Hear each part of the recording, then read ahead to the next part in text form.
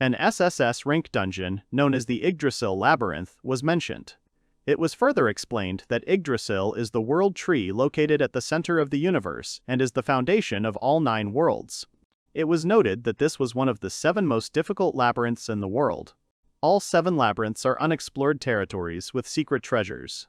It was reported that a month ago, having cleared the ranked dungeon and obtained the right to SSS ranks, they will now go to the Yggdrasil Labyrinth. The hero is part of an A-rank team called Gunkino Dongwa, and it has been emphasized that each member is a true professional. The blood of an ancient witch flows in the veins of the black magician. At the same time, the word witch was called inappropriate. An enchantress who is a master of the dual blade, she applies lightning and wind elemental enhancements to her swords. She has declared her opponents vulnerable, calling them small fry. She is also called Sword Saint Himeno. The guy who struck exclaimed, pointing to a defender with a large build and muscles, who is capable of delivering devastating blows. This defender is called Warrior with a Great Sword. Suglenste. The hero exclaims that he likes it when the sword cuts through someone's flesh. The guy with the sword angrily orders it to be burned. Their leader Loki is a genius in everything, fighting power, leadership abilities, and magic. And finally, the healer white magician, Ray Dean Hewell. The boy called Ray anxiously. The guy is confused about why Ray is standing and asks him to use healing since Himeno's leg is injured. The girl called Suglenst. Himeno said that her leg was just a scratch and didn't need healing, but the guy insists on healing to be on the safe side and calls Ray again. A guy with a backpack came running, bent over the girl's wounded leg, and began to heal, waving his arms. Out of breath, the guy said that he had one problem and suddenly fell on the girl's leg. The heroine was outraged and did not want the guy to fall on her. She felt disgusted. She got up and left. It was the worst day of her life. Loki excitedly asked if Ray was okay and gave him a glass jar of liquid. They tell him that it was a potion that restores strength, so that he will feel better, and they pour it directly into his mouth. The guy apologized to Loki because he had to spend his item because of him. Both girls and the guy with the sword watch all this silently. The dark-haired girl is silent, and the second calls him a burden. The guy laughs and tells the guy that he is too kind. Ray is angry about this, but Loki tells the boy to ignore them and just rest until he can move. His fatal problem is that he uses up all his magical energy using the healing spell once.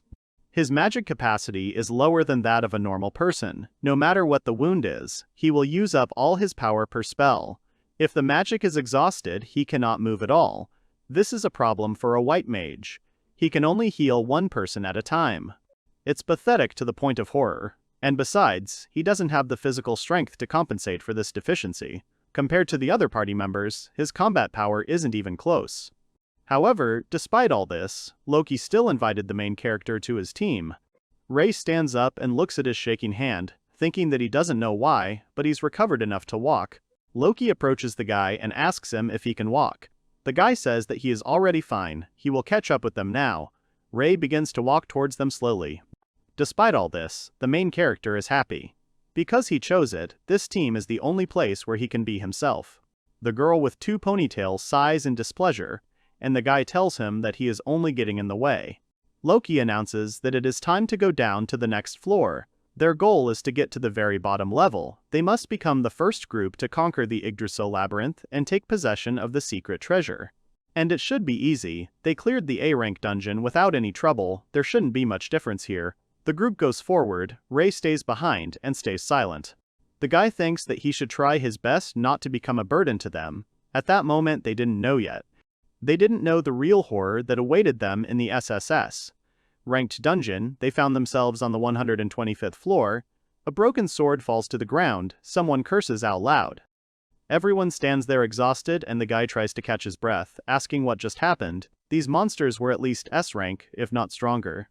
A tired Loki tries to catch his breath and admits that the monsters will be so strong. All the enemies they had fought before were A-rank, and the difference between S and A was like heaven and earth. They were completely impossible to defeat. The tired girl also reports that this is the worst thing that could happen to them. She does not want to die here. Only on the 5th floor such powerful monsters appeared. But why did this happen? The protagonist is silent. He didn't say a word then. Everyone is in a state of extreme stress, and he doesn't want them to take it out on me.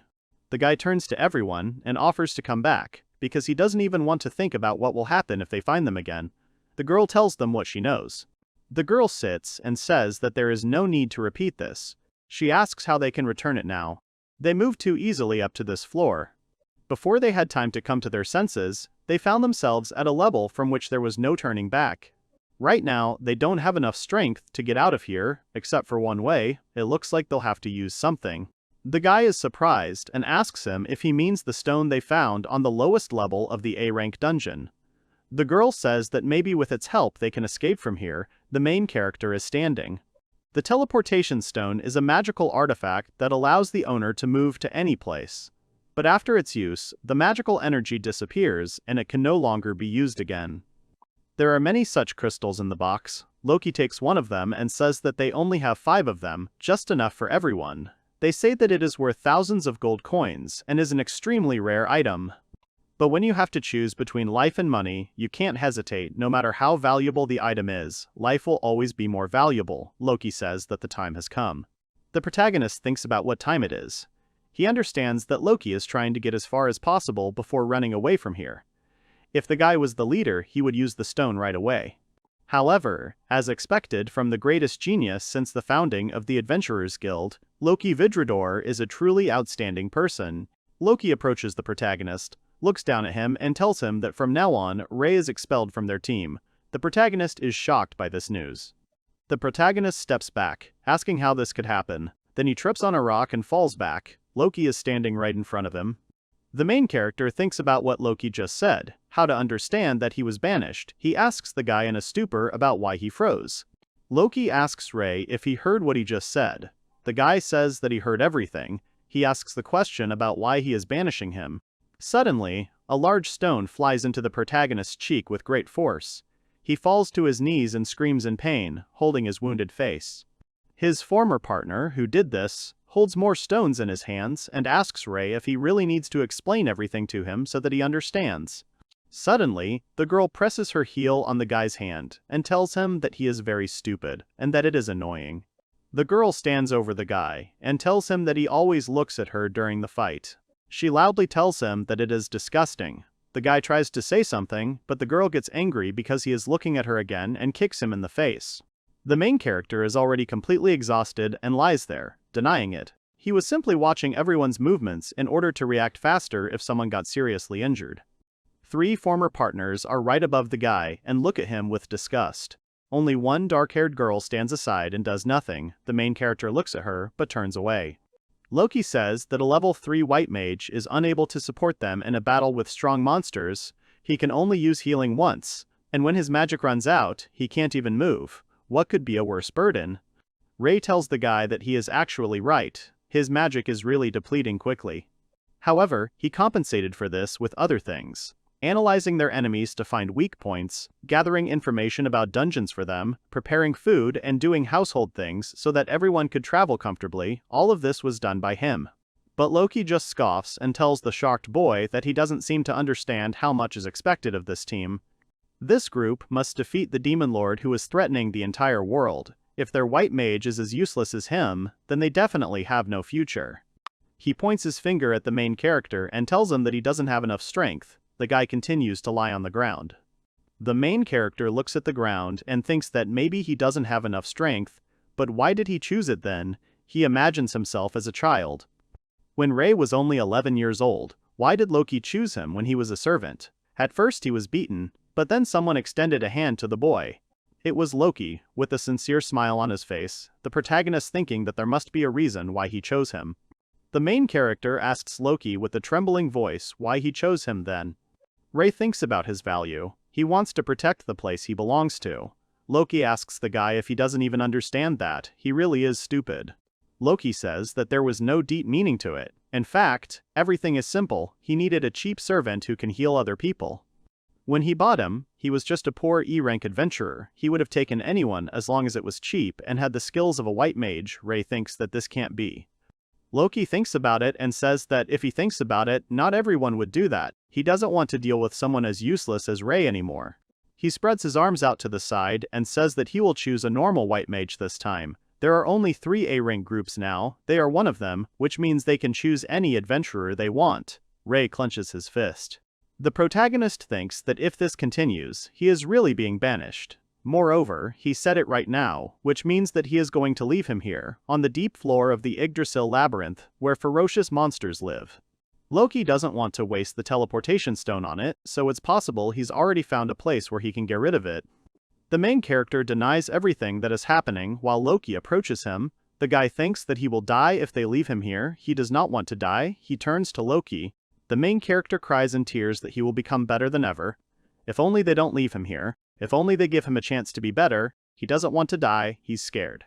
Loki asks again about the chance, and offers to heal this wound. In this case, Loki pierces the main character with a sword. Suddenly the main character starts screaming in pain. Loki offers him to get cured, otherwise he will die. The guy is in a lot of pain. The girl is smiling and delighted at how cruel Loki is. The guy next to her laughs, and suddenly, the main character realizes in horror that he can no longer breathe. The protagonist's hands move towards the sword stuck in him. He grabs it tightly. The guy says that he is dying, after which he pulls the bloody sword out of himself.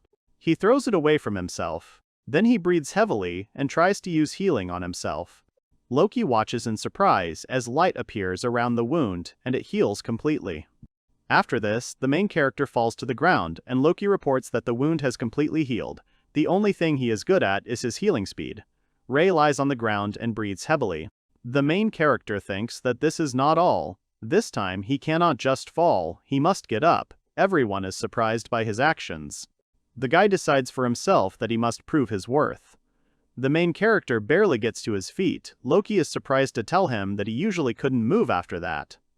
Rei asks if this is enough, and Loki thinks about it.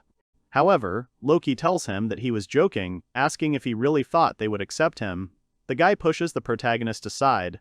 He falls, and is told that the magic stone is too valuable to waste on it, and this is also a great opportunity to get rid of it.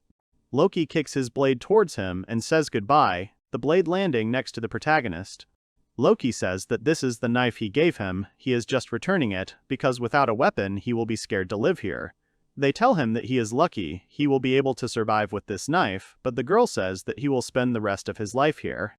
They all laugh and teleport away from here. The main character crawls to his knife and grabs it with tears in his eyes. The main character thinks about why he simply tolerated such an attitude towards himself for so long. He remembers those moments when he was beaten. He endured it only to keep his job. And it still didn't help. The main character lies on the ground and sees a huge creature in front of him and understands that it is a monster. He understands that his body does not obey him. The monster begins to move. Rei breathes heavily and wonders if this is all serious, why he has to go through all this.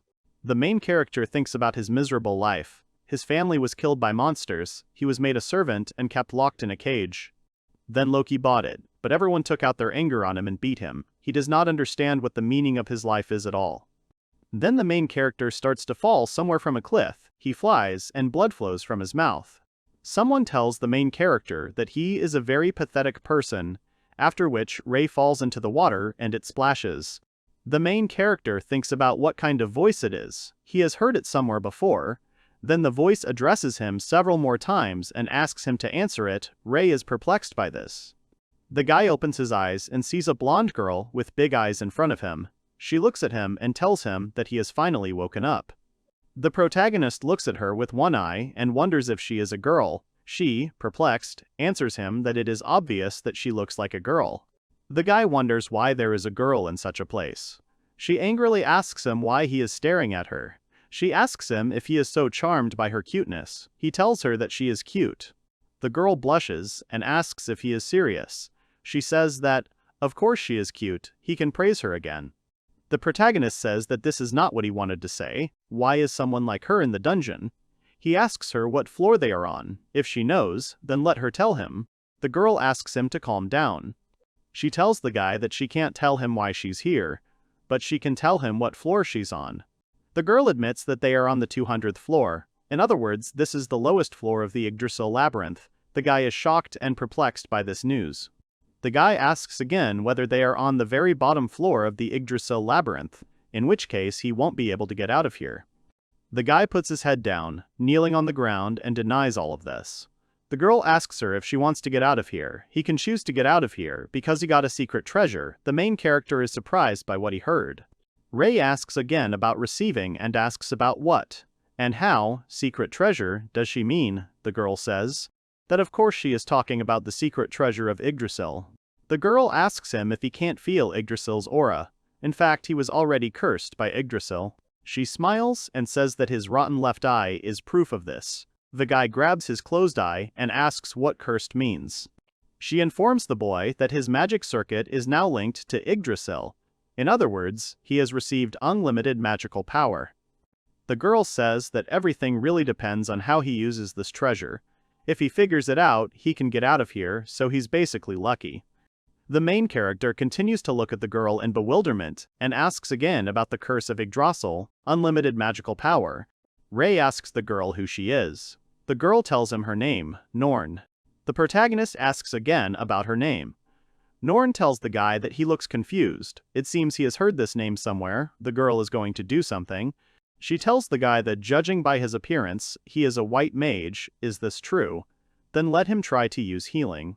The guy looks at the girl in bewilderment and awkwardly admits that he can use him. The girl looks at him thoughtfully and asks what the problem is. Then he clenches his fists. He admits that if he uses healing, he will use up all his magical power and will be unable to move from exhaustion. And that's why he can't use healing. Norn goes to the guy and slaps him on the head, asks him to just use it, at least try it. She convinces the guy to do it. He agrees. The main character uses healing and a magical light appears. Then the girl asks the surprised guy how he feels. The guy touches himself with his hands and reports with surprise that he doesn't feel any fatigue at all. Rei looks at his palm and asks what is going on, because his magic power has not disappeared. Norn stands in front of him and laughs, cheerfully informing him that this is not all. She asks him if he feels his body overflowing with magic. In fact, this is the magical power of Yggdrasil. The guy says this out loud in surprise. The girl reports that, as she already said, his magic circuit is now connected to Yggdrasil. Usually, magic power flows from the core of the magic circuit, which is the gate for magic. The core of magic power cannot be restored so easily by normal healing. However, when he was carried away and ended up here, he received the curse of Yggdrasil, which switched his magic core from his left eye to Yggdrasil. The protagonist holds his eye with his hand, and asks if this means that as long as his magic power comes from Yggdrasil, he can use magic as many times as he wants. The girl says with a smile that this is exactly how it is. He can use unlimited magical power as much as he wants. The main character asks why this happened, what connected him with Yggdrasil. The girl asks him if he really wants to know. The guy hesitates, but says that of course he does, because ultimately it concerns his own body. Besides, she said that he was cursed. The girl reports that the reason is connected with this source. The girl asks him to follow her. Norn takes the protagonist to some body of water and tells him that he was swimming here, and she pulled him out. He drank water from it when he was carried away. That's why it happened. He asks if it's true. The girl with a smile says that this water is one of the secret treasures of Yggdrasil, the tears of the world tree. They say that this water can even resurrect the dead. She has something else to say. She tells the guy that the tree he just leaned on is the world tree that forms the dungeon. The main character is surprised to report that this is the very same world tree, the lowest level where no adventurer has ever reached. The treasure of Yggdrasil that everyone is looking for. Now it is clear to him. Rei reveals that the secret treasure of this dungeon is a source born from the world's work, an unlimited magical power. And he managed to obtain this treasure. So this is the power of the secret treasure of the SSS-Rank dungeon. The girl tells him that her garden is an SSS-Rank dungeon, and asks if he's joking. The protagonist asks again about the garden, and it seems he finally understands what's going on here, and now he's interested in learning more about this girl. The protagonist remembers that the girl could not tell him why she was there, but she could tell him what floor they were on. The protagonist turns to Norn and asks if she is alone here. She reports that there are no other people in this dungeon except her. He asks Norn if she has survived here all this time alone. The girl sighs pleasantly and admits that she is actually much stronger than she looks. The guy asks about the strong one. He can hardly believe it. Of course, age is not always related to strength, but she looks about 12 years old, and this dungeon, as far as he knows, has an age limit. Norn asks about his look. Does he not believe her? The girl admits that she can instantly defeat S-rank monsters. The guy says that no, because this is too much. Even their group did not have a single chance against S-rank monsters. However, considering how he looks, he finds it hard to believe, but it doesn't matter, he's already got his answer. He decides to leave it already, he wants to get out of here. The main character silently looks somewhere up. He thinks that he wanted to go outside, but to do this, he needs to defeat S-rank monsters. Even if he has unlimited magical power, he is not a swordsman or a battle mage. He is just a white mage. He can't imagine how he will get out of here. The main character looks at his hands. Even if he gets out, what should he do next? Because if you think about it, he's already been kicked out of the group. He has no place to go back to. He has nothing at all. A tear is running down his cheek. The main character wipes away his tears and thinks that, since he has nothing, maybe he should just stay here. Ray reflects on the fact that spending the rest of his life in this dungeon and then eventually dying might be the happiest life he could ever have. The main character clenches his fist. He can no longer save people. The guy wants to say something and the girl looks at the guy with interest. The protagonist points to his cheek and asks if he can live here. The girl says that he can, but then it dawns on her and she asks in shock if he is going to stay here. Ray admits that he might be here for a while. The girl asks him if he's serious. Didn't he say he wanted to get out of here? The protagonist takes his knife and apologizes for changing his mind. If she doesn't mind, he wants to live here, by the way. What does she eat here? She tells him that he changes his mind so easily, but so be it. She is going to say something about food. He doesn't really need to eat here. The protagonist is surprised by this news and asks again. The magical power of Yggdrasil supplies his body with everything it needs, so he will not die even if he does not eat anything. Small wounds heal very quickly. It can be said that he is now in a state very close to immortality. The protagonist looks at his hands in shock and asks about immortality. Norn says that he is very close to immortality, but if his head is cut off, he will die. The girl asked him to use healing so that he could feel the magic power of Yggdrasil, but his wounds were already healed before he cast the spell. If he decides to stay here, he will understand everything himself. He asks what she means. The girl admits that he is a weakling. Whether he stays or leaves, now he is just food for monsters. Monsters can come here, so in the end he will have to become stronger in order to survive here. So it's not a safe zone. Well, then that would be too convenient. He realized he'd do his best. Norn says that's great, she'll teach him the basics. The guy doesn't know how strong she is, but he needs to become strong enough to not be a burden to him. He doesn't want this to happen again. The main character promises himself that he will become stronger. About 3 years have passed. The main character is standing right on the 180th floor. Some kind of sound is emitted. The protagonist grips his weapon tightly and looks off to the side. Suddenly, the ground beneath him begins to crack. A huge monster, similar to a giant snake, bursts out from under the ground. The main character flies up in the air and looks at the monster. The tip of the snake's tail turns out to be very sharp, and she is going to attack the main character with it.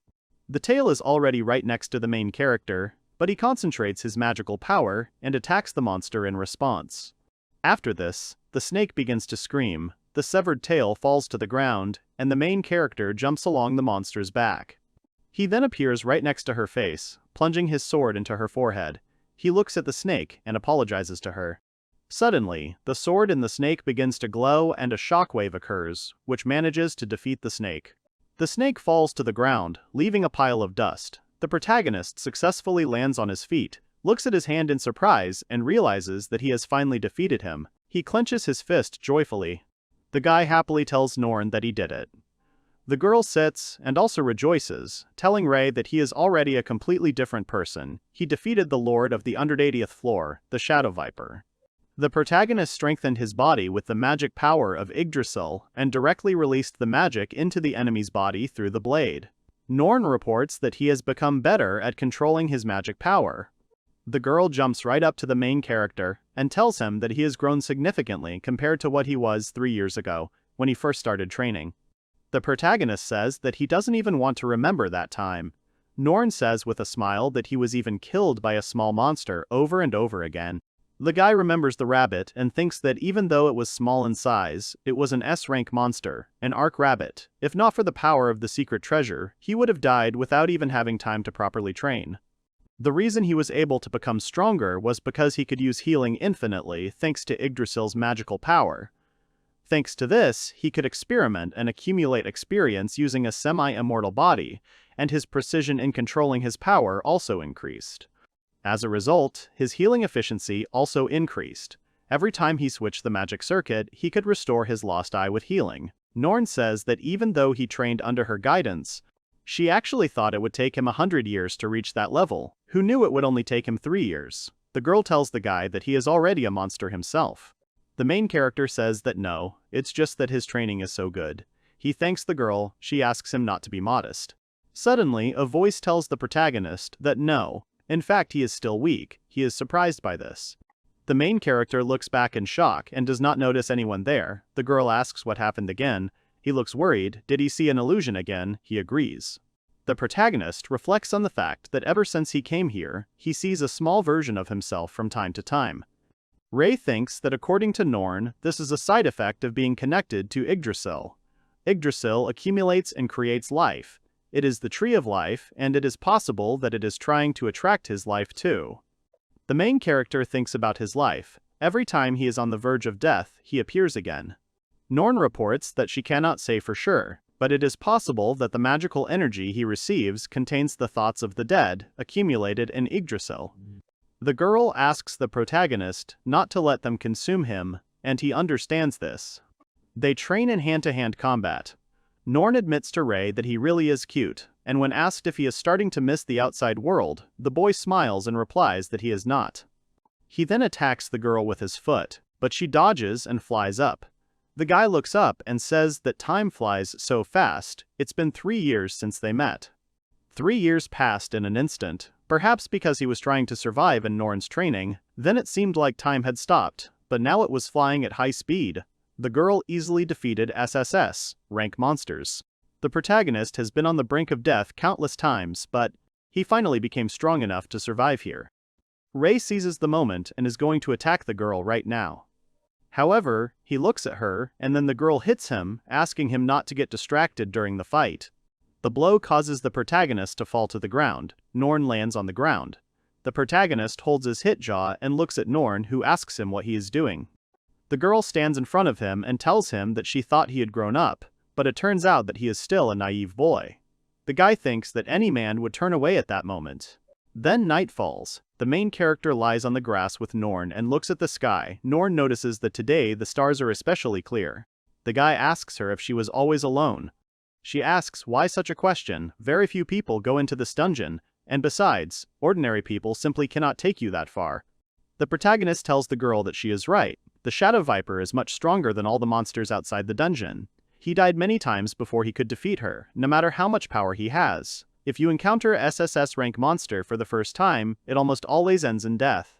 Ray asks Norn if she ever wanted to leave here. The girl admits that she can't leave the dungeon. The guy asks if she can't leave.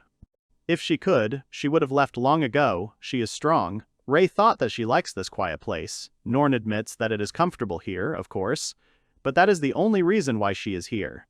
The protagonist looks at her and says that he understands. The girl sits down and smiles and says that she still wants to see the world outside the dungeon. She asks him if he has anything worth getting out for. Maybe he didn't have time to do something. The main character thinks about what was left unfinished. He is no longer associated with Gunkino Dongwa. Thoughts like, maybe he should return to them when he gets stronger. None of these thoughts came to his mind. Only a weak feeling of hatred and irritation remained in him. He wonders what else he has, why he wanted to die at all. Norn turns to the guy and asks if he has anyone, if there is a person he would like to meet outside the dungeon. The main character is thinking about something and remembers some girl. Suddenly he is surprised by this. The guy turns to Norn, who is surprised by this. He says that if you think about it, he still has something unfinished. He says that he will get out. A red-haired girl with slightly raised eyelids and a mole near her eye. Her name is Ninamoa. Before she joined Gunkino Dongwa, she was the same as Ray. They were always together in the servant merchant's mansion. Since they were almost the same age, the protagonist called her Nene, and at that time he was always near her. The protagonist was beaten. He thought that she acted like an older sister every time the traders beat them in order to release stress. At such moments, she always protected him and stood in front of him with her arms outstretched. And when the main character, crying, asked her if she was okay, her answer was always the same.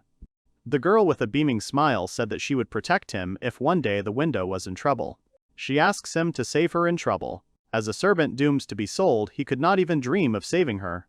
The protagonist thinks that she understood this too, and that is why her kindness touched him deeply. When he was a servant and when he became an adventurer, this promise remained unfulfilled. However, now the protagonist finally has a chance to fulfill the promise he made back then. Rei decides to meet her, and if she is in trouble he will save her. Now he has the power to do so. Maybe with Yggdrasil's magic he can solve her problem. Then 5 months have passed. In order to get out of the Labyrinth of Yggdrasil, he moves towards the exit together with Norn. He moves towards Nanaimoa. The protagonist stops in his robe and looks ahead. The girl asks him what the matter is. He just thought that this place seemed familiar to him. He asks Norn what floor it is. The girl thinks that 125. The main character says that they are still far from even the middle. Thanks to the magic of Yggdrasil, he does not feel tired physically, but he is already exhausted mentally. Norn reminds that she already said that it would take at least 2 years to get out. During these 5 months, they walked towards the exit without stopping, but almost all the battles on their way were led by the guy. Norn says that this is also part of his training, but she doesn't participate in the fights at all, and it seems unfair. She seems to just have fun watching him fight with all his might against enemies, although if he is really in danger, she still saves him. Norn reports that it was around the 160th floor, and it seemed funny to see him covered in monster drool from head to toe. Rei says that she should have saved him instead of laughing every time. The girl says that if she saves him all the time, it will no longer be training, and she might even laugh at him because he has become stronger. She says that what happened next was absolutely hilarious. He was so desperately washing his clothes and pants, soaked in saliva, and then he got embarrassed when she noticed that she was watching him. She doesn't understand why he started getting embarrassed. The protagonist wants to say something to Norn, but she looks ahead and says that there is a bag there. There might be clothes there. It wouldn't be good if he came out all covered in saliva and blood. If the blood got on his hair, he'd have to wait until it grew back, but at least he could do something about the clothes. The girl holds a bag and says that it is her bag. The surprised protagonist says that this is great luck. He reports that this is why he thought this place was familiar. It is the same place where he was before the attack. Suddenly he hears someone scream. The girl holds some kind of jar in her hands and tells the main character that he didn't even take a change of clothes with him. And there's nothing useful here at all. He underestimated the Yggdrasil labyrinth too much. The main character with a dissatisfied face says that he does not even know what to say. Suddenly, the guy notices someone and is surprised by this. Rei realizes that it is a monster. They met again. Norn asks the guy if he knows this monster. The guy says that you can say so. They have definitely met before. The guy clenches his fist tightly. Then the protagonist takes out his weapon and rushes straight at the monster. He understands that he is unlikely to understand him, but he still decides to say that he is no longer who he was before. He slightly wounds the turtle and lands, realizing that the cut is not deep. Given the speed and abilities of the Shadow Viper, it caused him a lot of problems. But this monster is stronger than it. However, the main character understands that in fact, he is only strong in the area of his shell. The protagonist then holds the turtle very tightly and takes a deep breath, lifting it with his bare hands. After this, the protagonist knocks the monster over and the turtle lies on the ground, while the protagonist holds his weapon in front of him. The next moment, the monster's head is cut off. The guy sighs and asks Norn how he did it, but she is silent and the guy looks at the girl in bewilderment. The girl tells him that when he gets out, he should make friends. The guy asks why she brought this up. The girl says that she can't explain, but he is reckless. If possible, she wants him to have reliable friends. The protagonist doesn't quite understand, but he agrees anyway. Although he's not sure he'll be able to make friends with anyone, the girl makes a positive gesture and says that he can, he just has to try. Rei says that she says it's easy. The girl laughs and tells him that a person can't live alone. The guy looks questioningly at the girl, who tells Rei that he has a long life ahead of him. He needs friends so that if she is gone, he will still have someone to laugh with. The protagonist asks the girl to stop saying such things and not to bring trouble. Then they silently look at each other. Then the main character squeezes his hand tightly and says that he understands everything and he will try. The girl with a smile calls him a good boy. The guy tells her that she is like a child with him again, but for Norn he is a child. She happily waves her hands and laughs. The girl smiles and says that it's time for them to move on. She goes and calls the guy to follow her. The main character thinks that if he can actually make friends, he will definitely introduce them to Norn. It would be great if he could introduce her to Nanimula. He will definitely come back here when he finishes his business outside. Some bird flies through the air, and the main character and Norn land, jumping off it. They find some beautiful crystals. The girl is standing on a tree while Rei is standing below. Suddenly the branch breaks under the girl's weight and she falls down. Then the girl gets angry at the guy because she appeared in front of him in a revealing pose and he runs away from her. After some time, they already made a fire and sat together happily.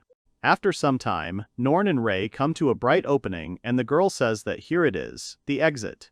The main character says that this means that they have finally arrived, and the girl agrees with him. The girl says that her work here is finished. It may be strange to hear this from her, because he has an immortal body, but let him be careful outside. The guy is silent and she asks what is it, let him go already. The main character asks the girl to tell him if it is true that she cannot go with him. The girl tells him that he already understood this himself. Since he is a white magician, this body was created by the aura of the dungeon, her real body has long been dead. In other words, she is just a construct of magical energy. If she goes outside, her body will dissipate and disappear. That's where their paths diverge, and the protagonist apologizes for making her say such things. The girl asks him not to be sad. Because of this, she feels like some kind of villain. The guy apologizes and says that he will not do it again. Norn laughs and says that it is different. The girl also asks not to forget to visit her from time to time, otherwise she will also be lonely. The protagonist is surprised by this and promises her this. He will not let her feel lonely, and he likes this place, and therefore will definitely come back here. The girl says that that's what we agreed on. She will wait, maybe bring a girl, she doesn't mind. The guy is surprised by this. Before he said that if he manages to make friends, he will definitely introduce them to her. Norn tells her that although his goal is to meet his girlfriend, he should still not forget to enjoy life. The guy promises to try, the main character says goodbye to her and starts to leave. The girl agrees with a smile and asks the guy to take care of himself. The guy comes out into the light and waves his hand to the girl. The main character lived on the lowest floor for 3 years, and let's say he occupied the top for 2, so it's been 5 years since he was outside. Has the world changed now, or is everything still the same? The more he thinks, the more worried he becomes. However, at the same time, he is in anticipation, he will go outside. Then the protagonist goes outside and sees a town in the distance. The guy looks up with tears in his eyes and says that this is the real sky. It seems that his body is happy that he is finally free. Then he hears some sound. He notices that the exit disappears right in front of him. This means that in order to get back in, he will have to look for the original exit. The main character mentally thanks Norn. Then he slaps his cheeks in order to pull himself together. He thinks the first thing he should do is get to a village or city and exchange things for money, and it wouldn't hurt to buy him some new clothes. Then Rei notices some smell and wonders where it comes from, if it's from him, but he realizes that it's not.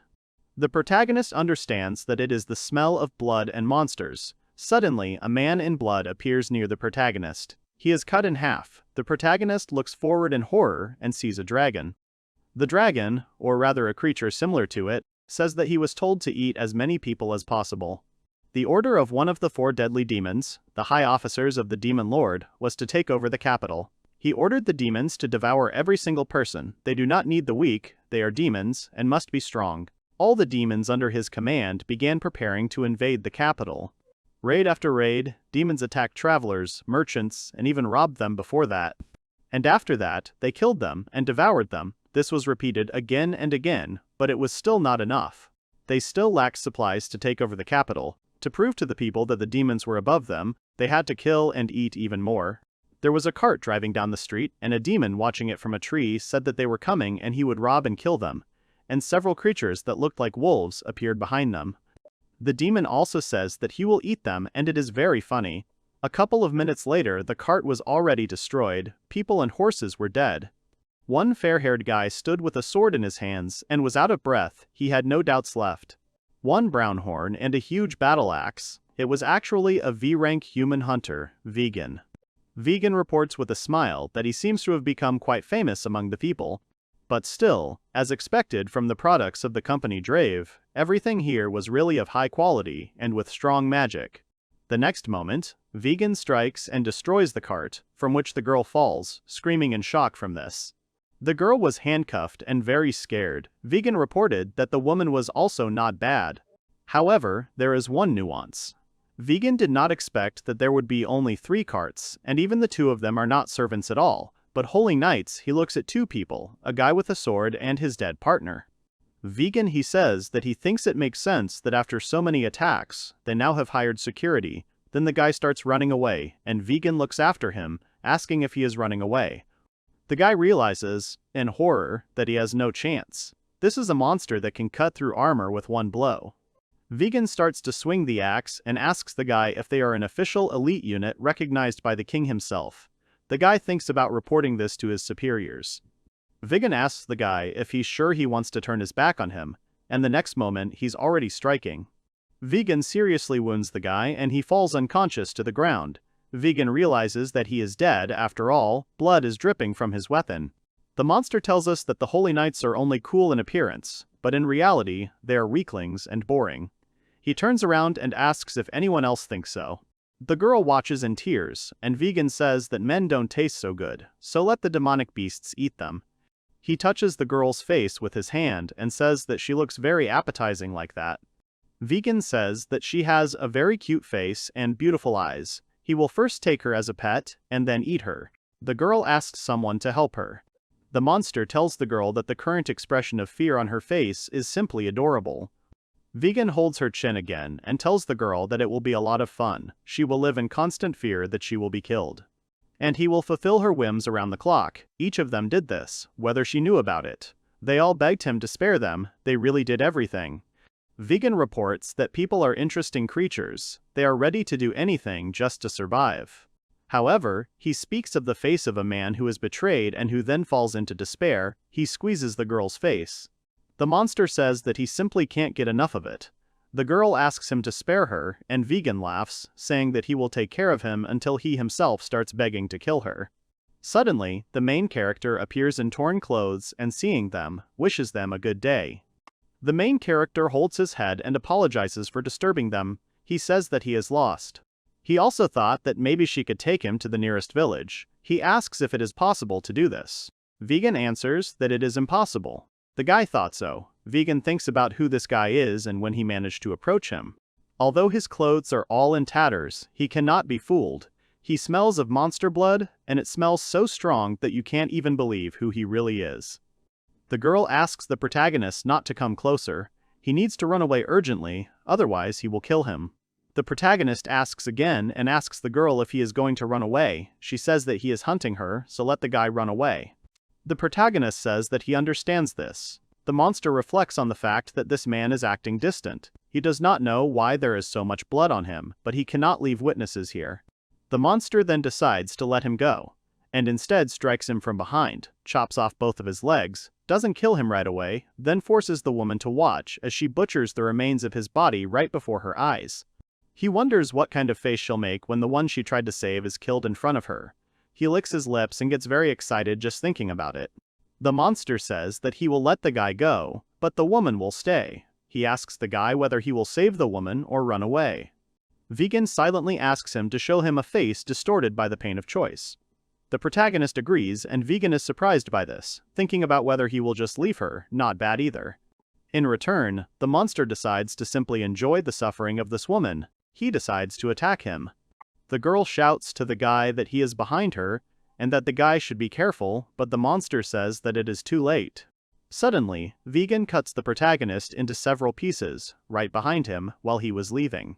The girl screams in horror at this. Tearfully denying it, realizing how cruel it was, she begins to sob. The monster looks at the girl with pleasure, because this is exactly the reaction he wanted to see. He cannot get enough of it. Then he approaches the body of the protagonist and is interested in what his face looks like, distorted by pain. However, the next moment, somehow, Vegan's head is cut off and disappears from his shoulders. There's horror on his face. He's thinking about the world turning upside down. He's asking not to say that the guy just cut his head off. He's using healing. The head gets back into place. He holds his head and thinks about what just happened. The main character asks how it felt. Did it hurt? He, in shock, asks the guy about the fact that he cut off his legs. However, the main character stands on them. the monster asks why they are in place, he is sure that he cut them off for him, and in general, what did he do to him? The protagonist smiles and says that he just cut off his head with a knife, and then sewed it back on with the help of healing, that's all. Vegan is shocked thinking about healing. It's impossible, he's never heard of such a strong healing magic, even if it did exist. It definitely wouldn't be called just healing, it's hard to believe, it must be some kind of illusion. An unknown force that he can't understand, but one thing is for sure. This guy is very dangerous, he needs to run, otherwise he will kill him. The protagonist asks the monster what it is. The monster's instincts scream that he is mortally dangerous, but his legs won't obey him, he needs to run. He remembers that he was ordered to devour every single person. They don't need the weak, they are demons and must be strong.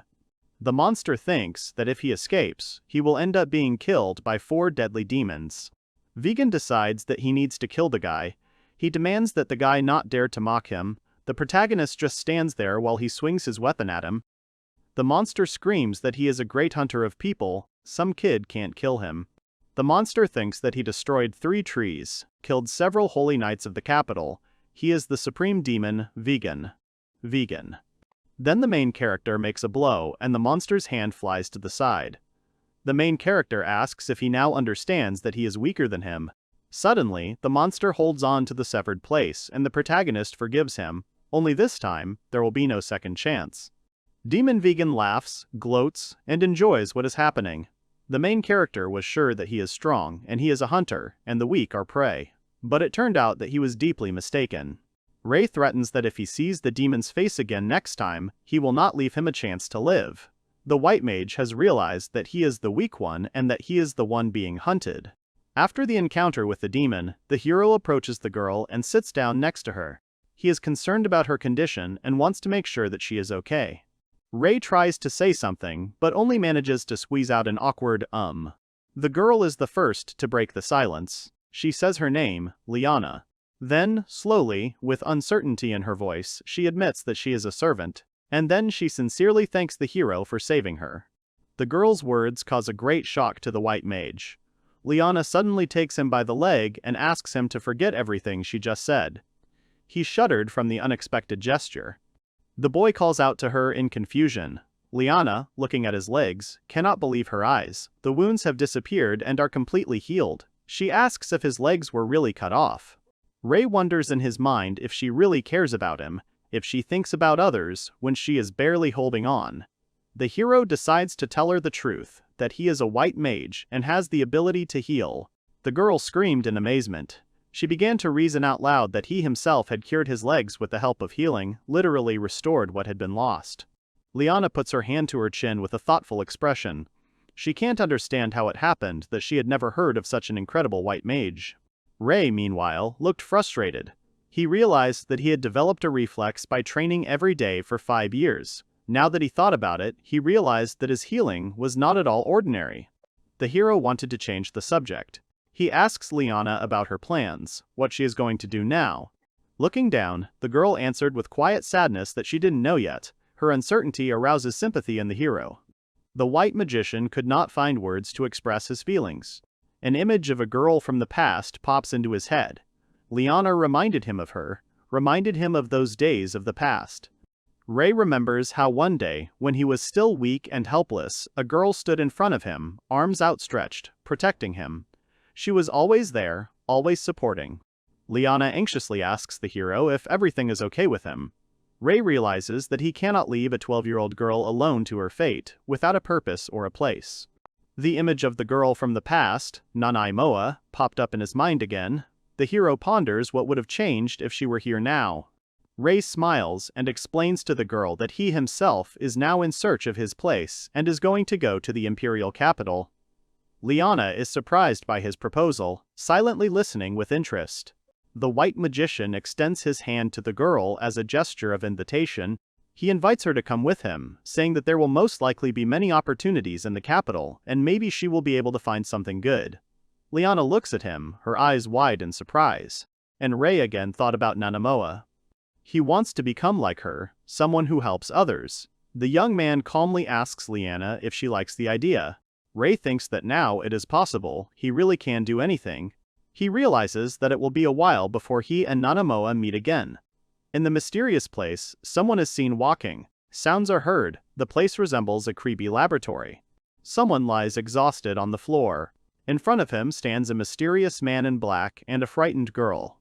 The demon falls headfirst with his last breath. It was another failure. The mysterious man says that he is unable to stabilize the result with this method, but he is not upset because he still has plenty of materials. The girl is a grown-up Nanamoa. The hero's words appeared that now it was her turn. 2 swords are stuck in the ground after the battle. Rei folds his arms, sighs, and says, a short okay. He's made a decision. The magician rises to his feet and addresses the girl. He suggests that she go as far as possible before dark. The hero now has a new outfit that should be suitable for a visit to the capital. He feels a little awkward about taking these things from the carriage without permission, but he has no other choice. After all, he cannot enter the imperial capital in tattered clothes. It is unacceptable. He puts the mineral he found in the dungeon as payment, regretting if it is not enough. Suddenly, the white mage hears Liana's voice. She addressed him, calling Rei himself. Rei was very surprised by such an address.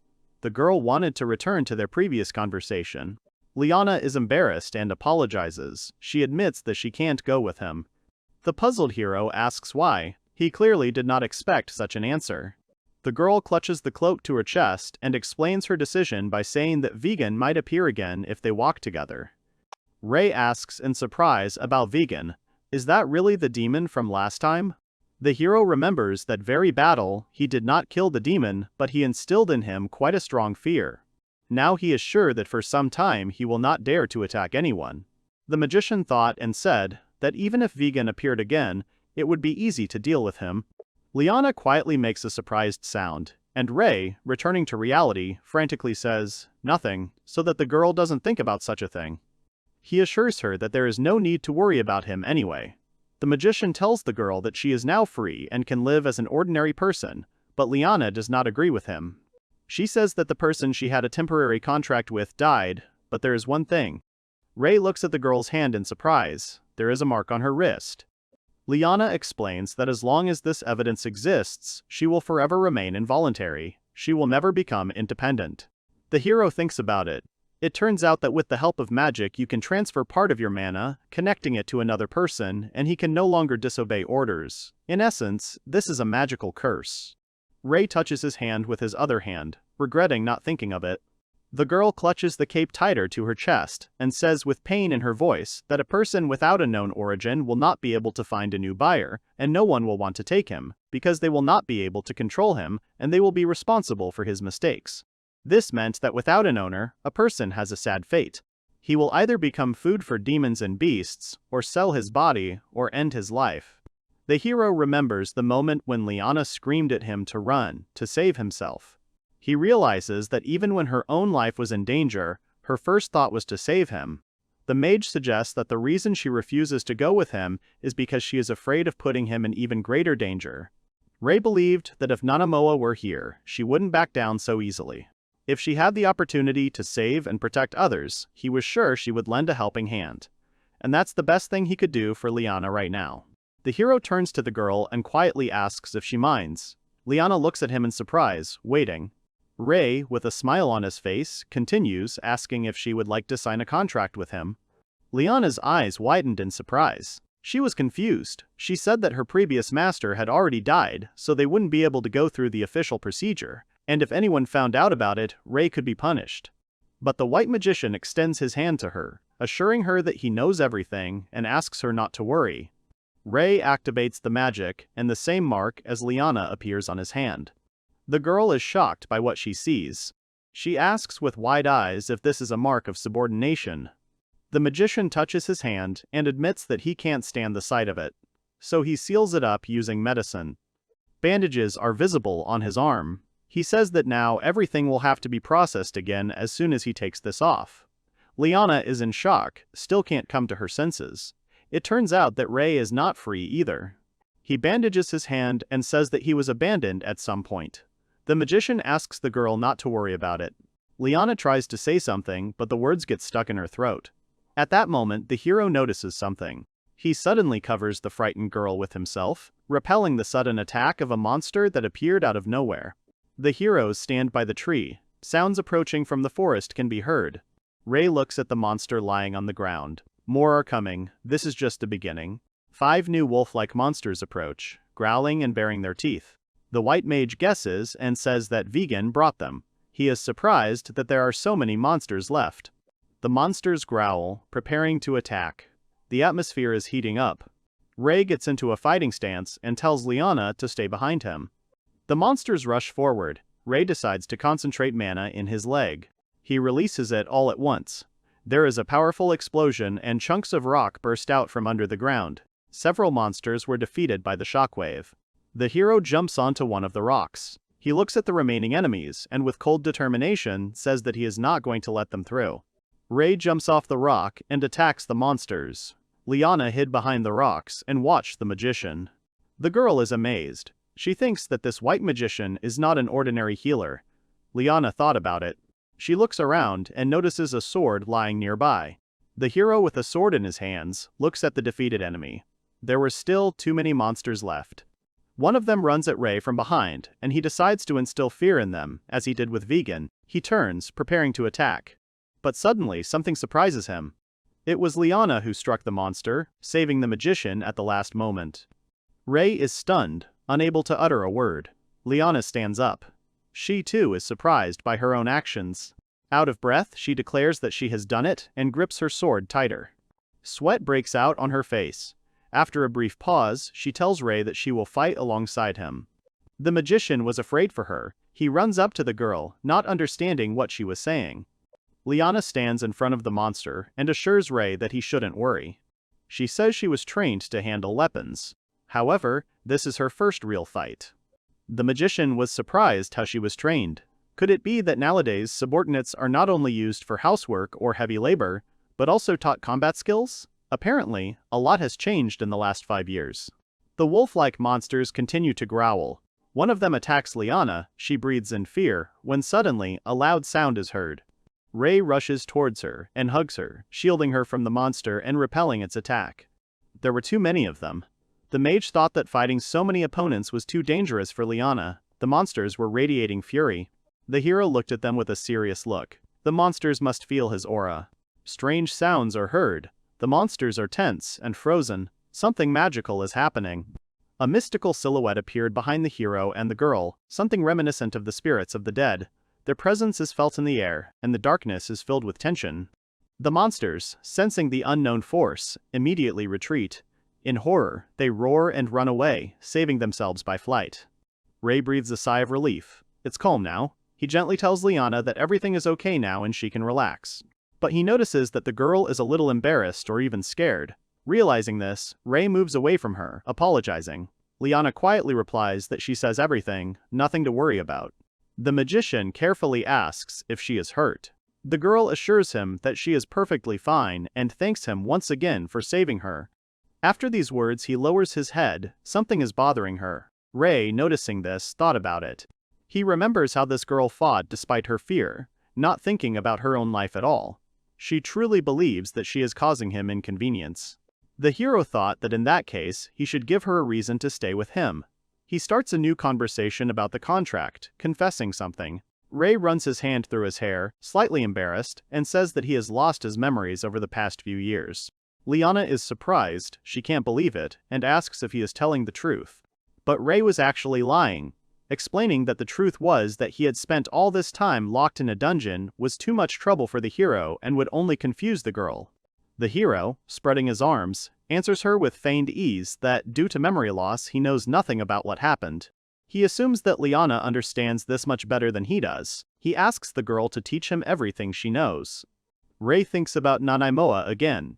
To find her, he needs more information. He needs to know what has happened in the world in the last 5 years. Putting his hand on his chest, the magician offers Liana to share her knowledge, and in exchange he will continue to protect her. And he is even ready to pay for it.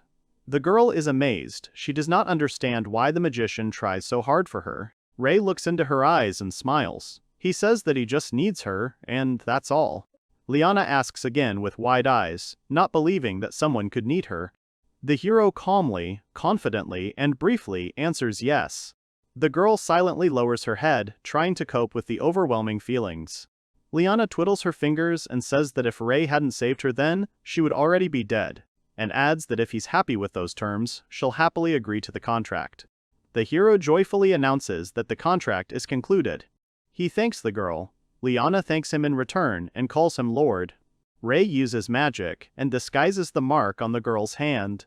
Liana sits down by the tree, and the magician, kneeling, solemnly announced that the contract was concluded. The girl, with a smile on her face, thanked him and said that she was ready to carry out any of his orders. Rei nervously shook his hand, refusing. She had misunderstood. The hero reasons why they made the contract. It wasn't because he wanted to be her master. There are actually two benefits. Firstly, it will help them sense each other's location. If the girl is in danger or gets lost, Rei will be able to come to her aid immediately. Secondly, this way they will be able to share magical energy and control it. The magician will be able to strengthen Liana's body with his aura and increase her chances of survival. In other words, it will be easier for him to protect the girl. The heroes shake hands. Rei tries to start a conversation, but the girl interrupts him, asking him to call her simply Liana. The young man, with a sincere smile on his face, asks to call him simply Rei. He happily offers to work together. The girl agrees and addresses him as Rei-sama. The white magician immediately corrects her, saying that she misunderstood. He asks her not to add it herself when addressing him. Liana is embarrassed and silent, slightly puzzled. Meanwhile, it's getting dark in the forest, and Rei decides to stop here for the night.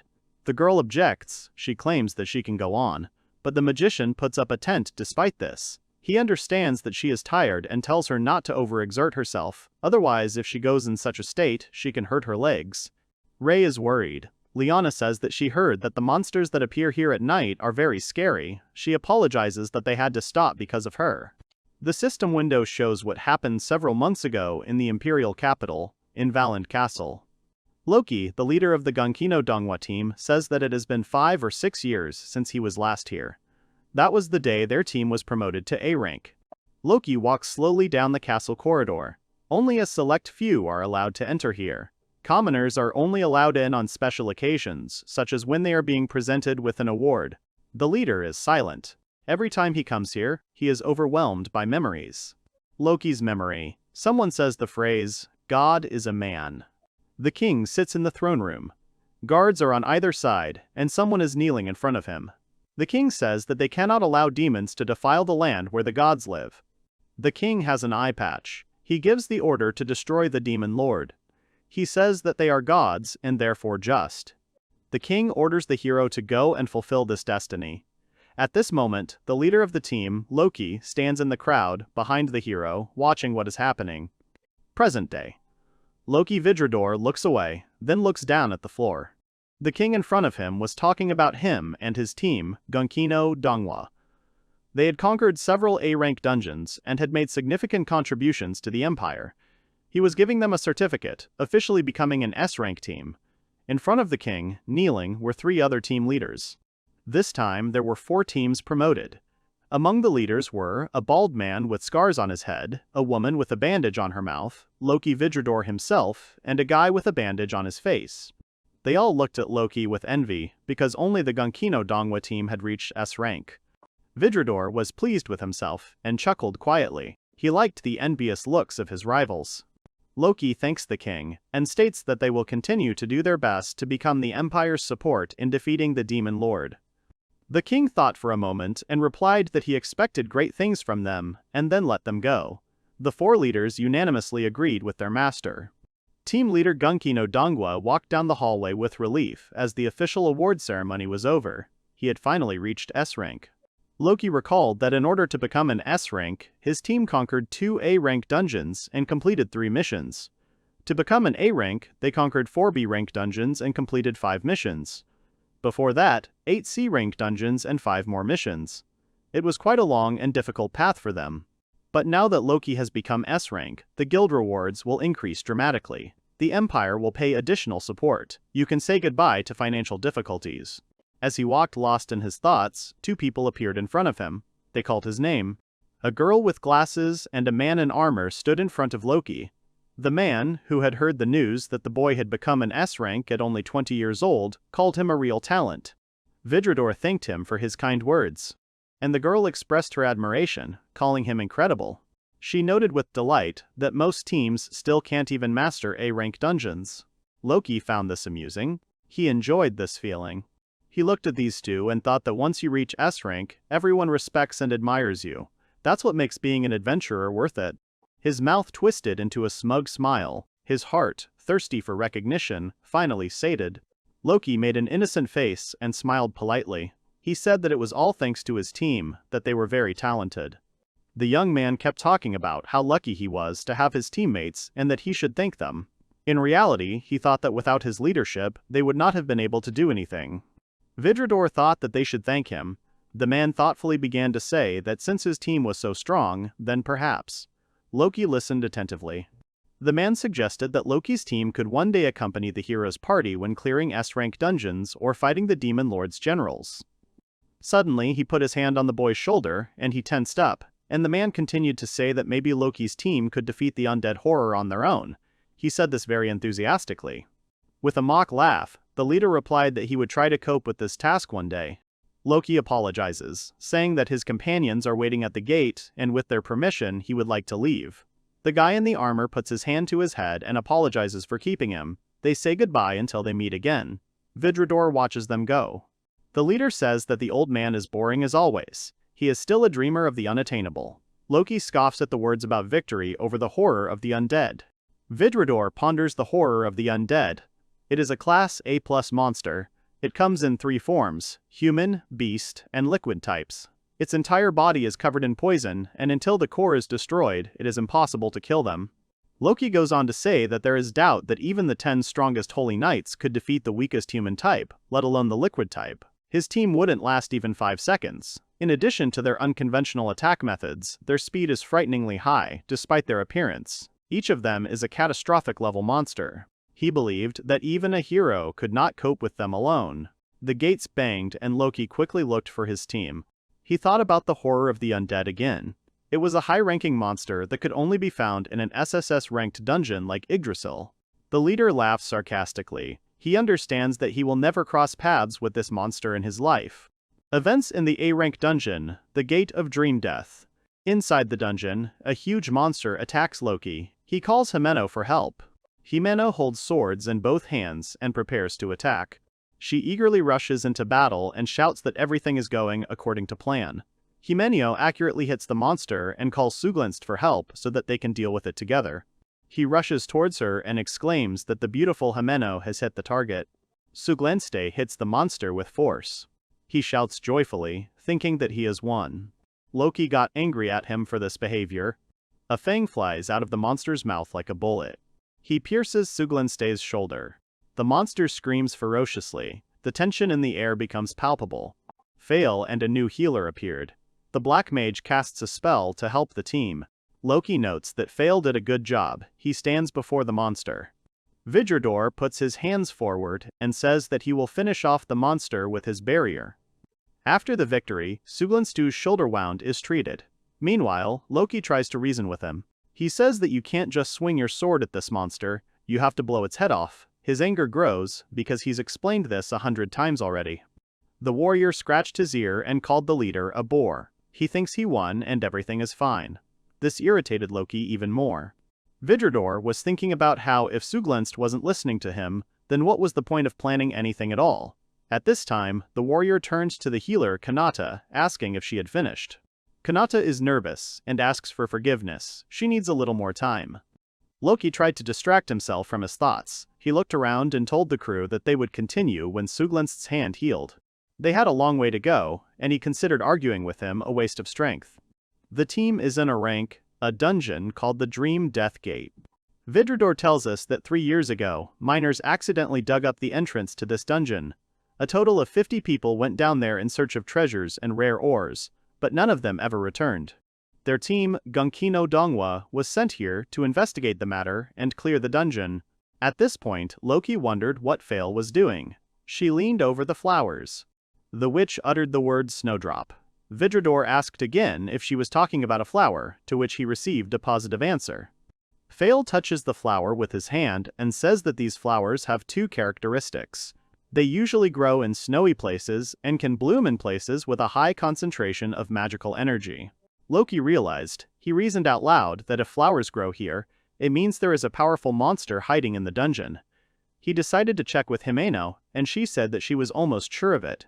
She also added that her holy sword blessing was reacting too strongly. Throwing up her hands, she asked everyone if this was really an A-rank dungeon. Loki remained silent, and the warrior Suglinsta exclaimed how that was possible, and did that mean there could be a monster higher than A-rank here? Loki thought about the blessing of the holy sword that Himeno possesses. It was a great skill that temporarily enhanced the user's 5 senses, reflexes, and physical abilities. Moreover, it warned if there was an enemy nearby that was stronger than the user. Kanata asks the leader what they should do now.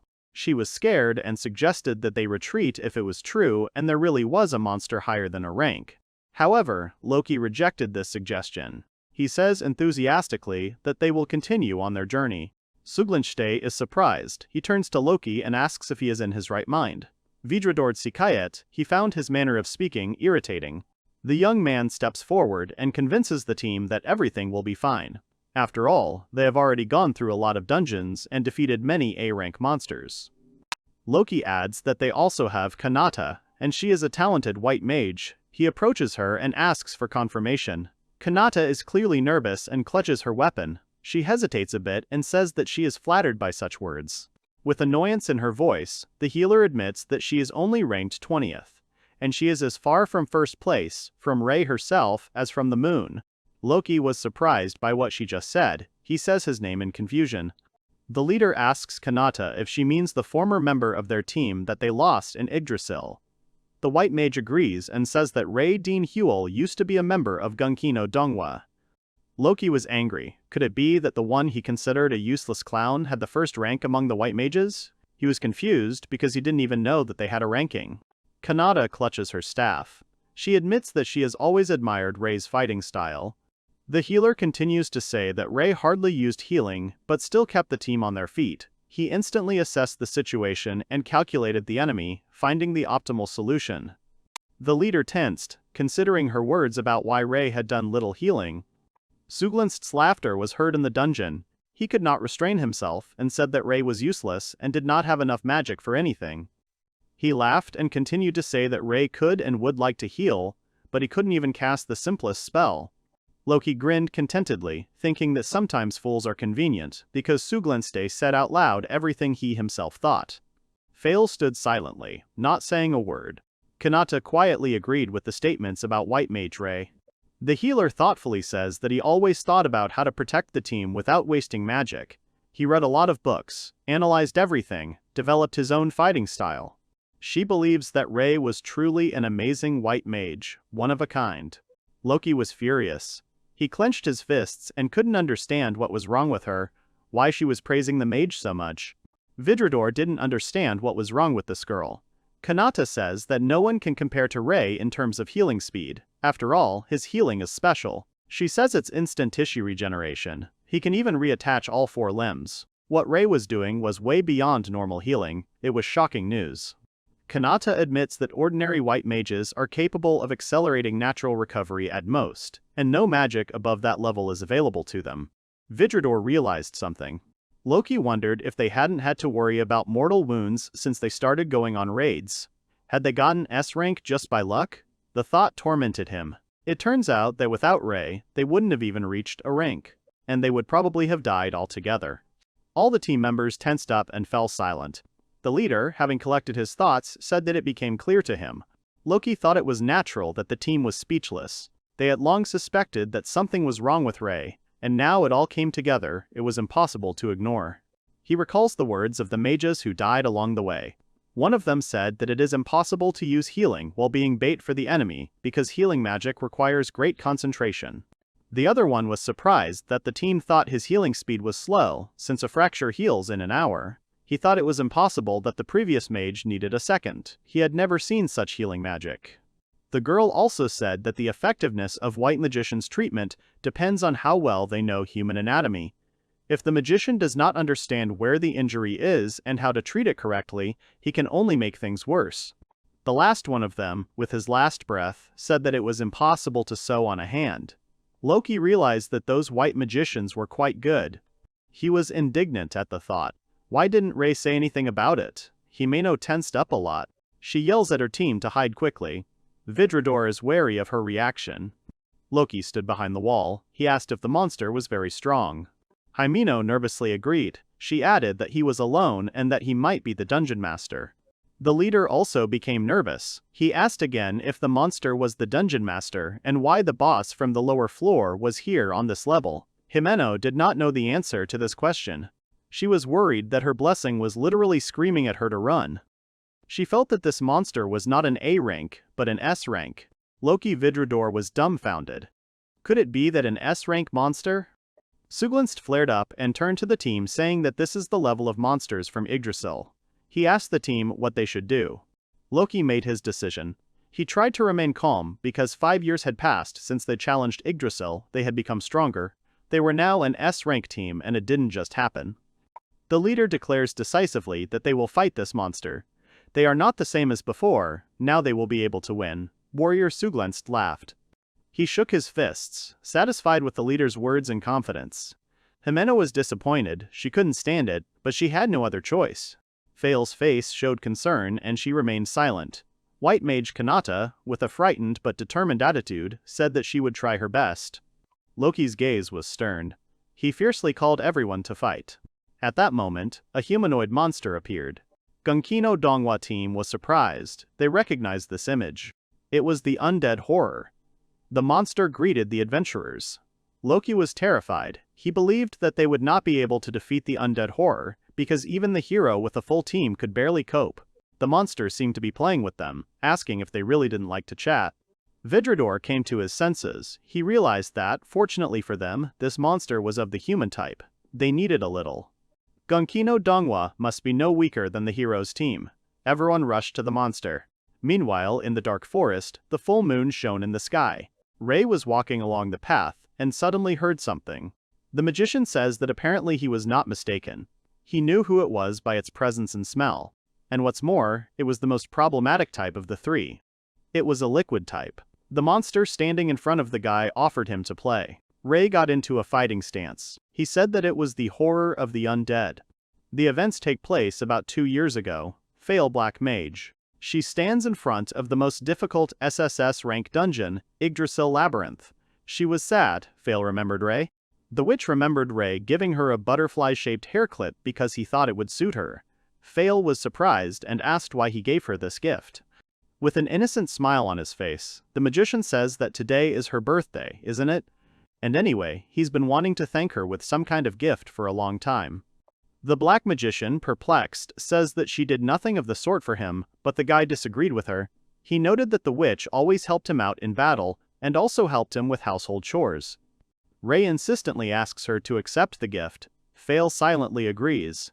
She takes the pin in her hand and thanks him, saying she will take care of it. Rei smiles and says it's just a small thing. In fact, the witch believed that he was wrong. She was the weak one, so she helped him only as much as she could. Fail always knew that Rei was the real driving force of the group, the one who worked the hardest and quietly supported the whole team. She recalls telling Loki this many times, but he never took her words seriously. In the memories of the Black Mage was Himeno. She doubted that the guy was the perfect support. She says that Rei is only good for gathering information and being a decoy. And the leader Loki added that he is in their group, so naturally he should work harder than everyone else. Vidrador continued. He explained all this by the fact that Rei was the weakest of the white mages. He was not even able to perform simple healing. Loki considered him not strong enough. Suglinst hit Rei appeared. Therefore, he had to compensate for his uselessness. Since he is a member of the Gunkino Dongwa team, he is obliged to give his all, even more so. Loki said he had to work himself to the point of exhaustion, otherwise he was useless. And then Fail realized that her words meant absolutely nothing. No matter what she said, they wouldn't take it seriously. And realizing this, she fell silent. She fell silent. Some girl was yelling at her, bringing her back to reality. She was here again. Fail was surprised when she saw the blonde girl, and she said that she saw her last time. This girl turned out to be Norn. She was sitting at the entrance to the labyrinth and smilingly telling Faela that she had come here many times. Norn asked if she was really going to go through the dungeon. The witch asks fearfully who this girl is. Norn scratched her head and introduced herself in a friendly manner as a pretty girl who used this dungeon as her own garden. The girl passes the witch, asking her name. Suddenly, Fail felt something. She was scared, she couldn't move. Could it be magic? Norn said that it was impolite to just ignore her.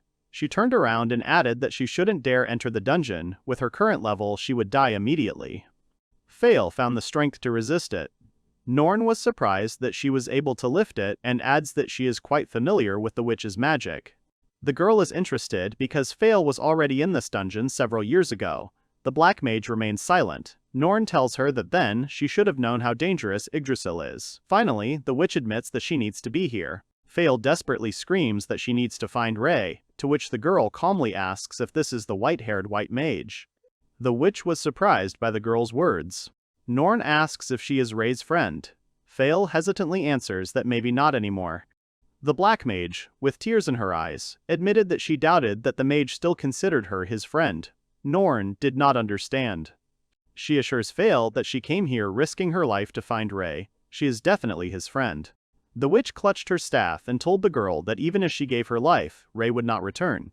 Norn was taken aback and told her not to think that he was gone. Fail's eyes widen in surprise.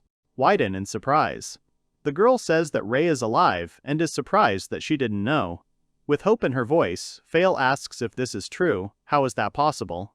Norn convinced her that it was indeed true. Rei was fine, and he himself said that he would live in this dungeon. This news lifted a heavy burden from Fail's shoulders. She says that the witch doesn't need to come here anymore, because sometimes S-rank monsters appear here. With relief, Fail says that she understands. Fail is crying. She is happy to hear that Rei is alive. Her staff falls to the ground. She sobs and thanks God for such good news. Norn reasons out loud that if he has a devoted friend who worries about him so much, then he has somewhere to return to. Fail came to her senses and picked up her staff. They were standing at the entrance to the labyrinth, with Norn's backpack next to her. The girl asked the witch if she understood correctly. She wanted Norn to leave these things on the 125th floor near the waterfall for Rei to pick them up. She was confused. Did she want to give something else personally? The black mage explains that the backpack belongs to Rei, and she doubts he will even use what she has prepared for him. Norn was puzzled. She doesn't quite understand, but still agrees to do it. Fail thanks the girl for her help. Norn handed the soul stone to the black mage, saying that it was a rare ore that could only be found in this dungeon, and it should be worth a decent amount. Fail asks again if he can definitely take it. Norn confirms, but asks for something in exchange. She asks that if Rei suddenly decides to return to their world, that she will definitely take care of him. Black mage Fail agrees and squeezes the stone. She thanks the girl again, turning to her, the ghost of San. Norn was surprised and asked her never to come back here again. Fail found out that Rei was still alive, and it was like a salvation for her, but she still felt that it didn't change the fact that she had done the unforgivable. She felt that she had to carry that sin for the rest of her life. Current event: fighting an undead horror. The monster taunts the team. Explosions are heard. The team is exhausted. Suglenst asks Fail if she has any magic left. The witch's face shows signs of a hard fight. She replies that she can still use magic. The undead terror's attacks were too fast. She couldn't find the right moment to cast a powerful spell. Suddenly, a powerful blow hit Fail, knocking the last of her strength out of her. She was thrown back. Warrior Suglenst looks after her in fear. Then he looks up and sees the face of a monster. Horror hit the warrior. He flies towards Fail. The monster was surprised that the adventurers were so fragile. In front of the undead horror stood two team members, the leader and the healer. They were shaking in fear, awaiting their fate. Himeno appeared behind her, shouting that she was caught. But with a quick movement of his hand, the undead horror deprived her of an arm and a leg. Himeno didn't even have time to come to her senses about what had just happened. It happened so quickly. The monster was pleased with herself, while Loki screamed Himeno's name. He was in wild horror. He didn't understand what was happening. He looked at the defeated team. This shouldn't have happened. He couldn't believe his eyes. Kanata called out to him and brought him out of his trance. Something was approaching from ahead. Loki managed to put up a magical barrier. But the monster breaks through him, depriving him of his arms and legs. The healer is horrified by what she sees. Vidrador groans in pain. Kanata leans over to check on him. The leader screams in agony, asking what she's doing. She needs to heal him faster. The monster approaches him. The undead horror stood before the two of them, Loki frantically begging her to wait. He clarifies that she can speak. He loudly begs for mercy. Hysterically, Vidrador begs her once again, saying that he cannot die now. He asks her to spare him at least, and offers to do whatever he wants with his comrades. Kanata was unpleasantly surprised by his words and recoiled a little. Himeno can't believe her ears. How could Loki say such a thing? The monster let out a chuckle. The undead horror states that Loki's screams disgust her. She cannot do this anymore. Suddenly, Loki grabs Kanata. He covers himself with it like a shield. The monster complains about the screams. Fail screams as she casts the Gigaflame spell. The monster turns towards her in surprise. A huge puff of fire and smoke is seen. The healer didn't expect this. Fail decided to fight back with all her might. She shouts at Kanata that she will distract the undead horror for now, so that she can use this chance to heal the others. Loki looked at her with his last breath and hung his head. The monster had a satisfied smile on her face. She was moving towards the witch, saying that she felt that her scream would be much more pleasant to her. The black magician wanted to give Kanata a chance to escape. Horror attacks. Fail considered it her punishment for betraying her friend back then. She wondered what Ray would think if he saw them like this, if he would be happy to see traitors die. She hoped so. The monster's tentacles dug into Fail's body, and she dropped her staff. She remembers how that day she was afraid of death more than anything in the world. That day she could not stop herself and left Ray. People like her, witches with demon blood, are hated by many. She believes that everyone will turn away from the witch without hesitation.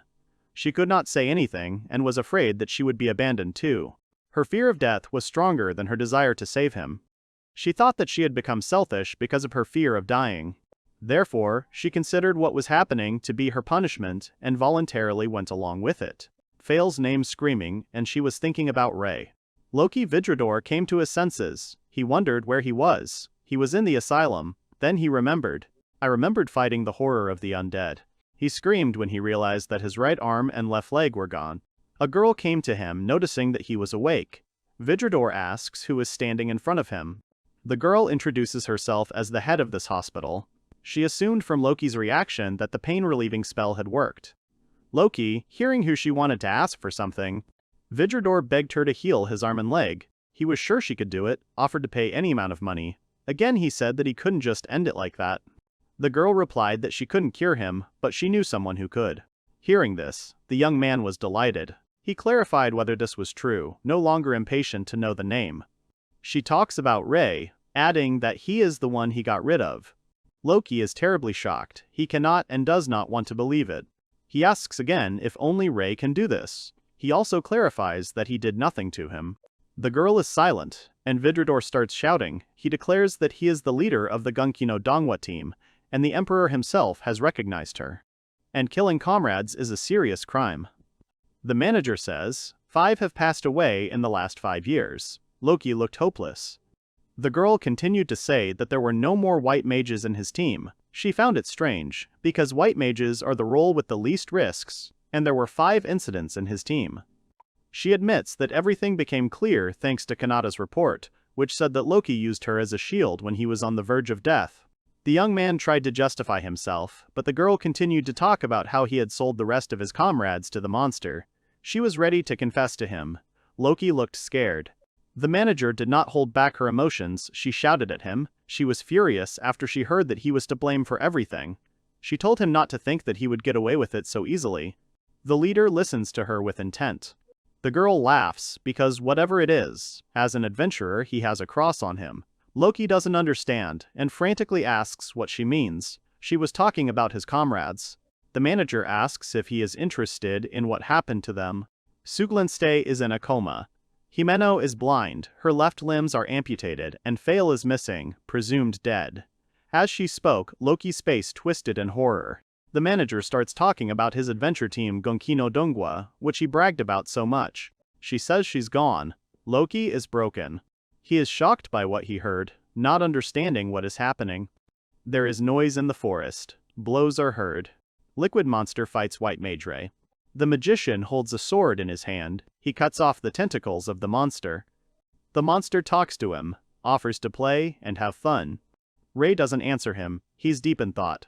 The monster gurgles and its limbs instantly grow together. The guy was talking about how, no matter how many times he cuts it, it immediately recovers, and it seems like it never runs out of magical energy. He wondered how many people and monsters she had managed to absorb. Rei fights off the attacks, still thinking. He couldn't understand why a monster of that level was here now.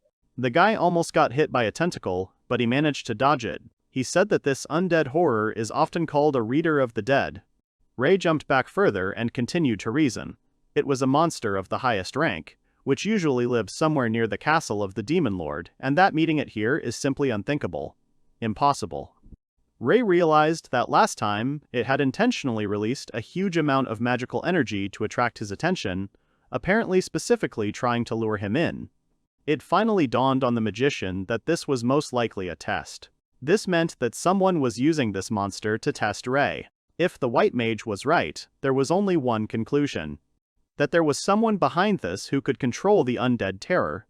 It must be a high-ranking demon or something on that level. Rei looked around. He was sure that he was most likely being watched right now.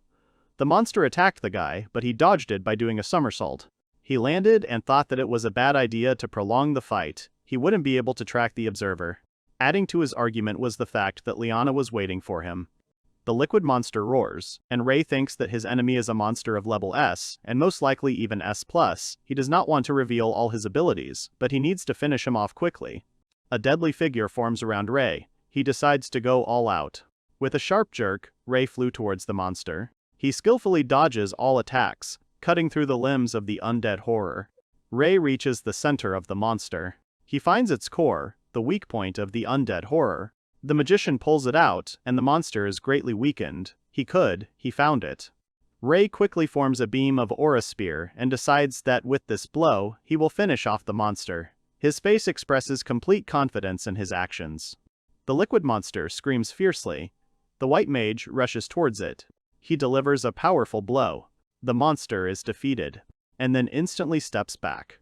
Rei looks at what is in his hand and concludes that this is the core of Death Terror. He can use it to create a weapon or sell it for a good amount, but he definitely needs to take it with him.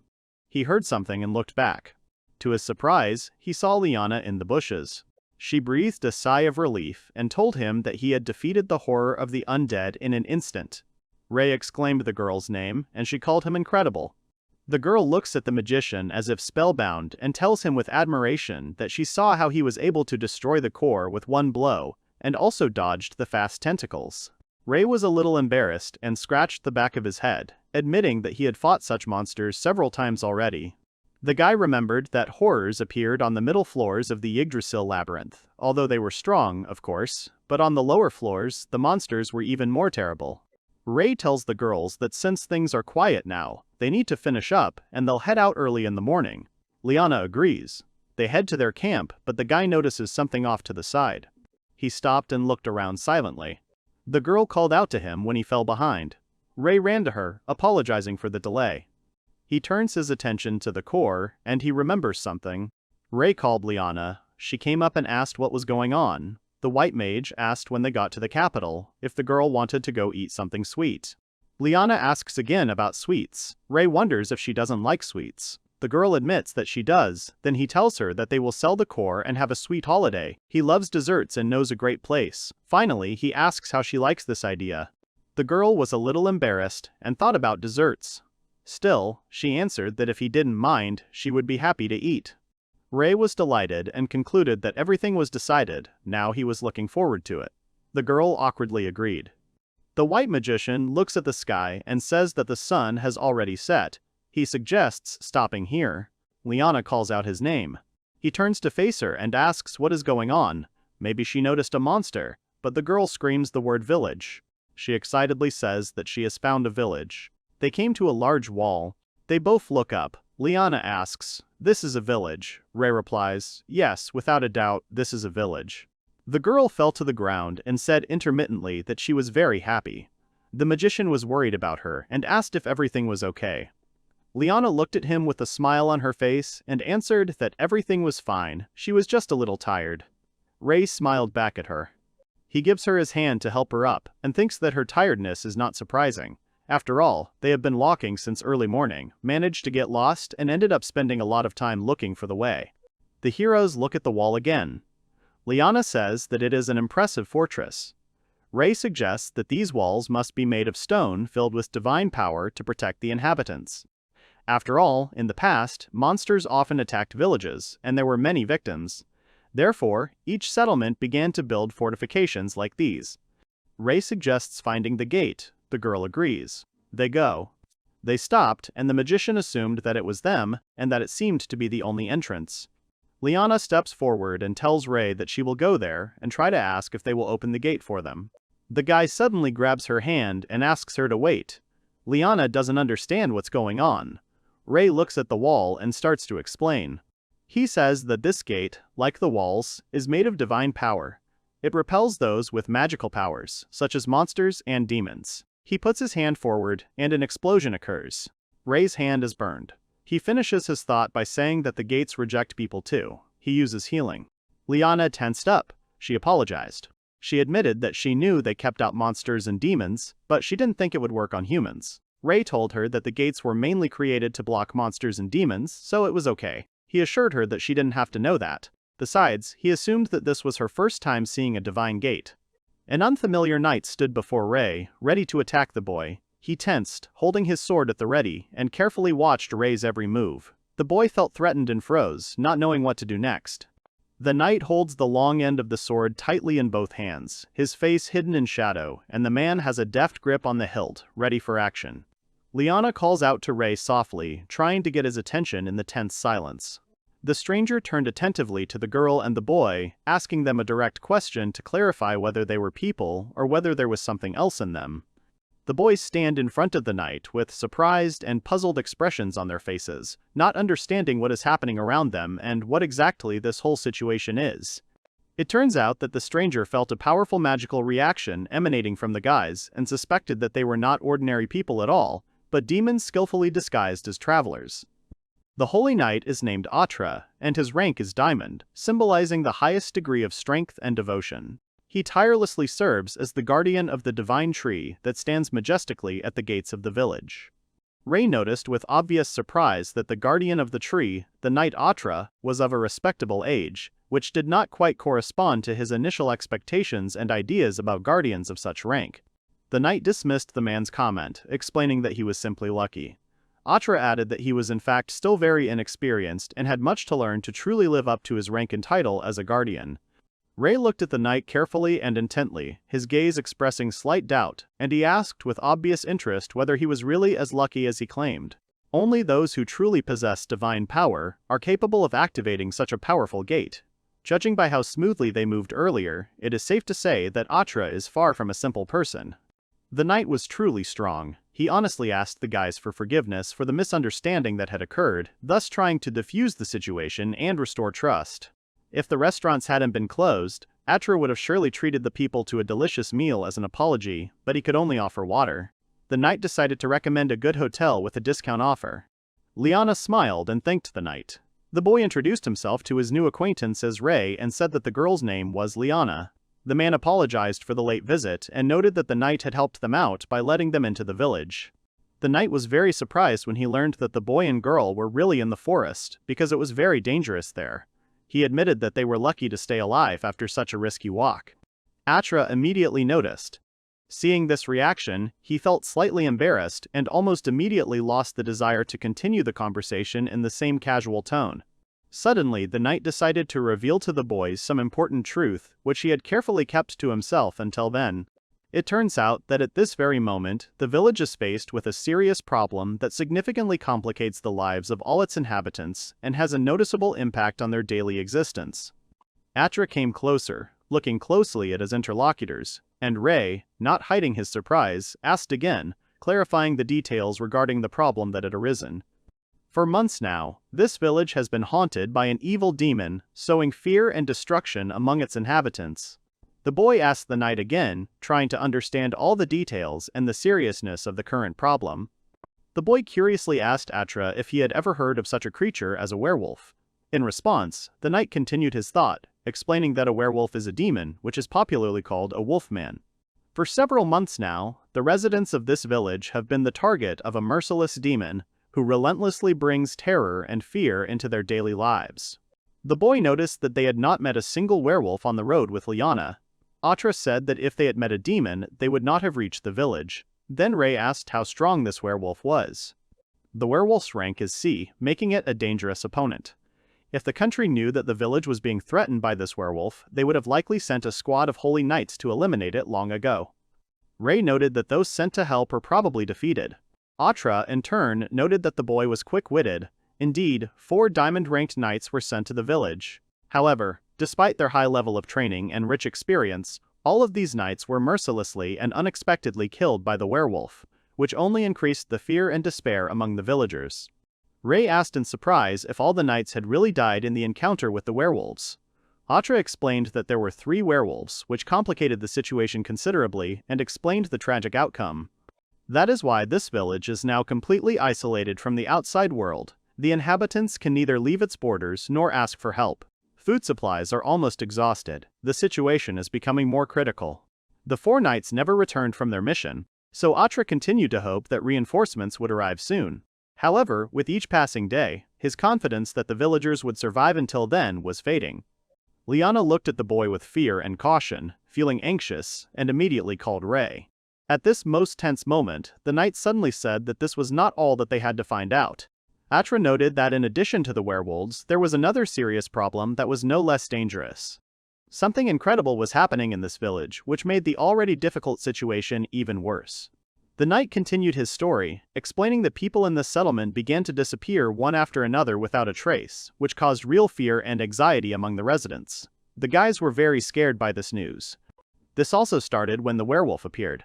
At first, Atra thought it was the work of humans, but there were no traces of them, not even screams, so the headman and the others decided that the disappearances were not related to werewolves. The boy asked the knight carefully whether he shared the village elder's view of the events that were taking place. Atra replied that he did not agree with his opinion, and saw the situation differently than the elder described it. The knight is sure that a secret spy is hiding in the village itself, who not only regularly passes on important and valuable information to the werewolves, but also, most likely, actively participates in organizing the kidnapping of local residents. In the village, there is a high wall on which a sword is painted brightly and prominently. In this area, the white-haired man apparently gained the upper hand over Vegan, demonstrating his strength and skill in a decisive confrontation. One of the legendary and so-called 4 deadly demons is named Alfurk-sama, a powerful, ancient, and truly sinister creature. This story is not yet finished and continues, unfolding new secrets and challenges for the heroes that are yet to be revealed. The girl with short hair, decorated with 2 small ponytails, is named Liz, and the dark-haired boy is named Shu. The children carefully brought the knight's dinner, carefully carrying the dish on their palms so as not to damage its contents. Atra warmly thanked the children for their help and attention, sincerely appreciating their efforts and care. Shu smiled and chuckled softly, not hiding his joy and the light amusement that filled his face with warmth. Liz stood next to him with a surprised and curious look. Ray asked the knight if these children were his own. Atra-san calmly replied that these babies did not belong to him and were not directly related to him. These were the children of the owner of the local hotel, who, noticing Ray and Liana, approached them with friendly smiles on their faces and introduced themselves, saying their names with genuine joy. The little girl carefully approached the people, looking them over carefully, and with genuine curiosity asked their names, hoping to get to know them better and start a friendly conversation. The boys smiled and introduced themselves one by one. The children and adults warmly exchanged friendly handshakes, showing mutual respect, trust, and readiness to get to know each other further. Liz and Liana were genuinely happy about this meeting. The knight explained that due to his duty and the importance of standing guard, he could not leave his post, so the children regularly brought him food, thereby helping to maintain his strength and perform his duty without distractions.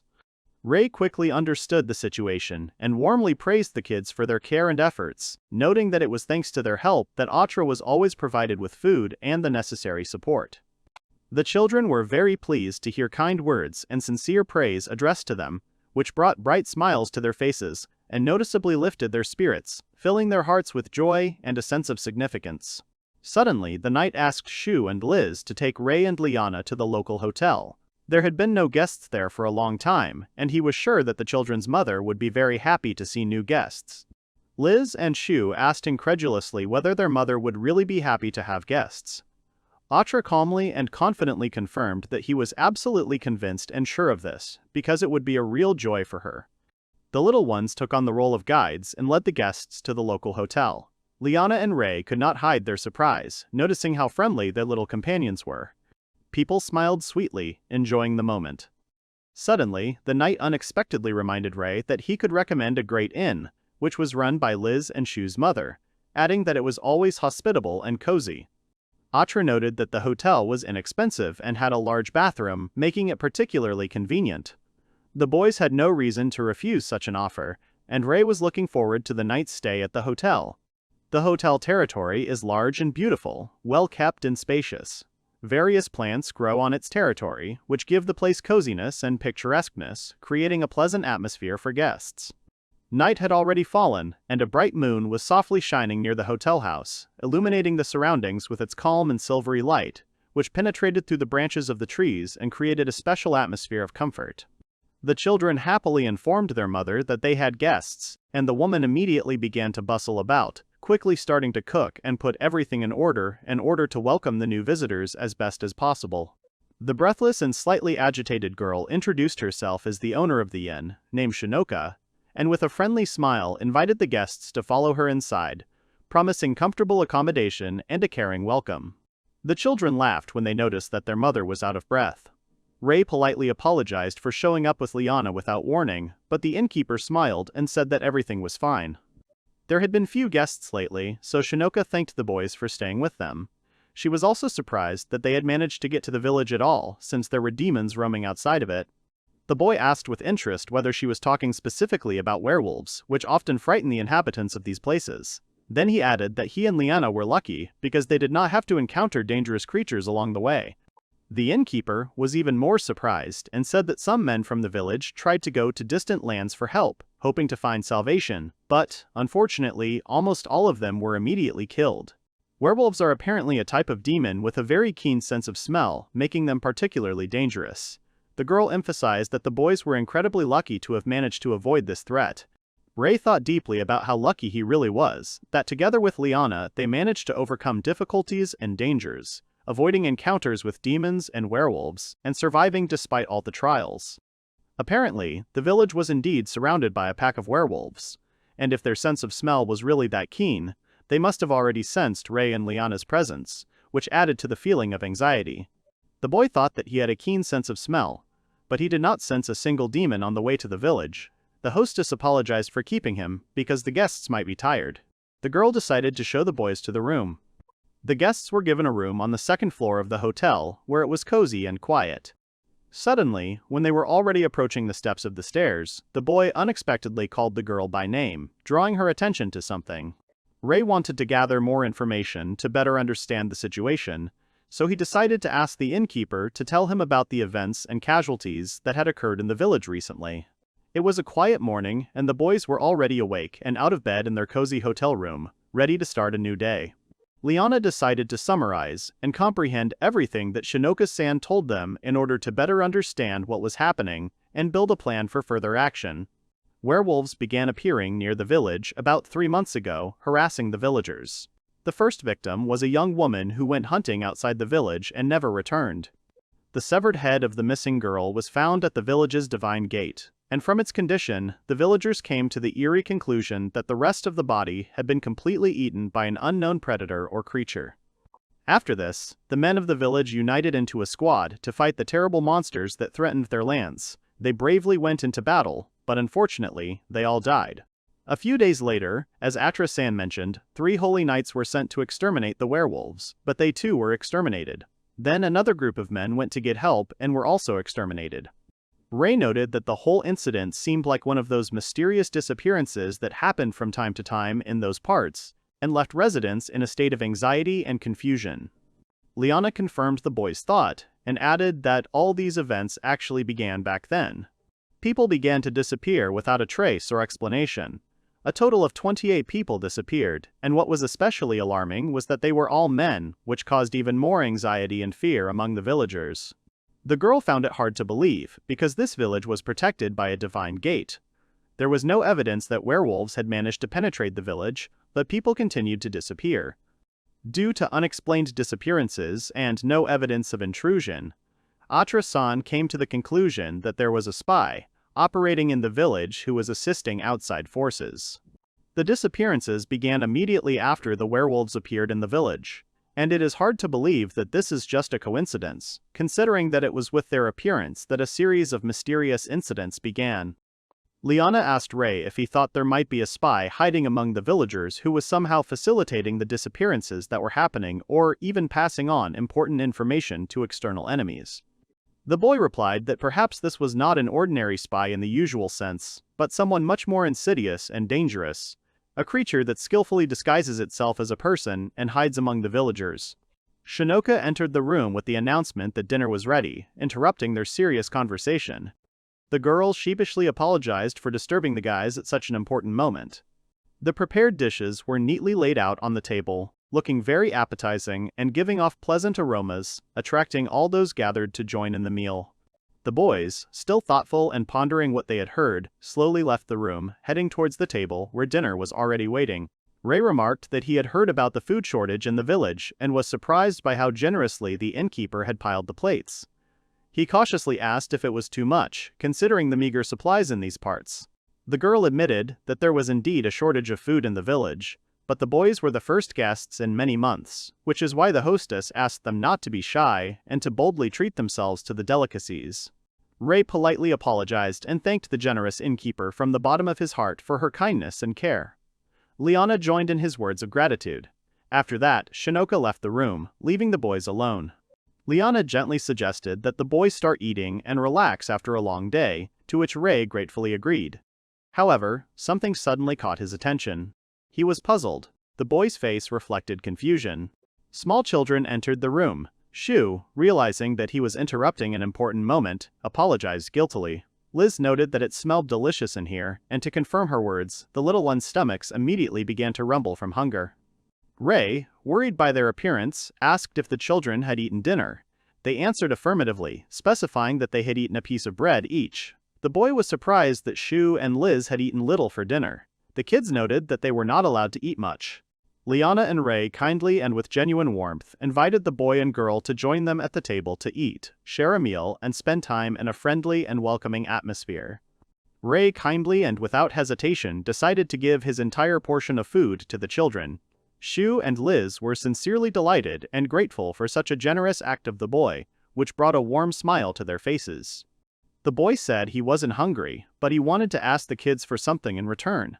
He explained that the kids needed to fulfill a condition for tasty food, and Shu and Liz curiously asked what exactly they needed to do to eat. As it turned out during the conversation, Ray's true desire was for the kids to fairly and equally share the food offered to them, showing attention and respect to each other.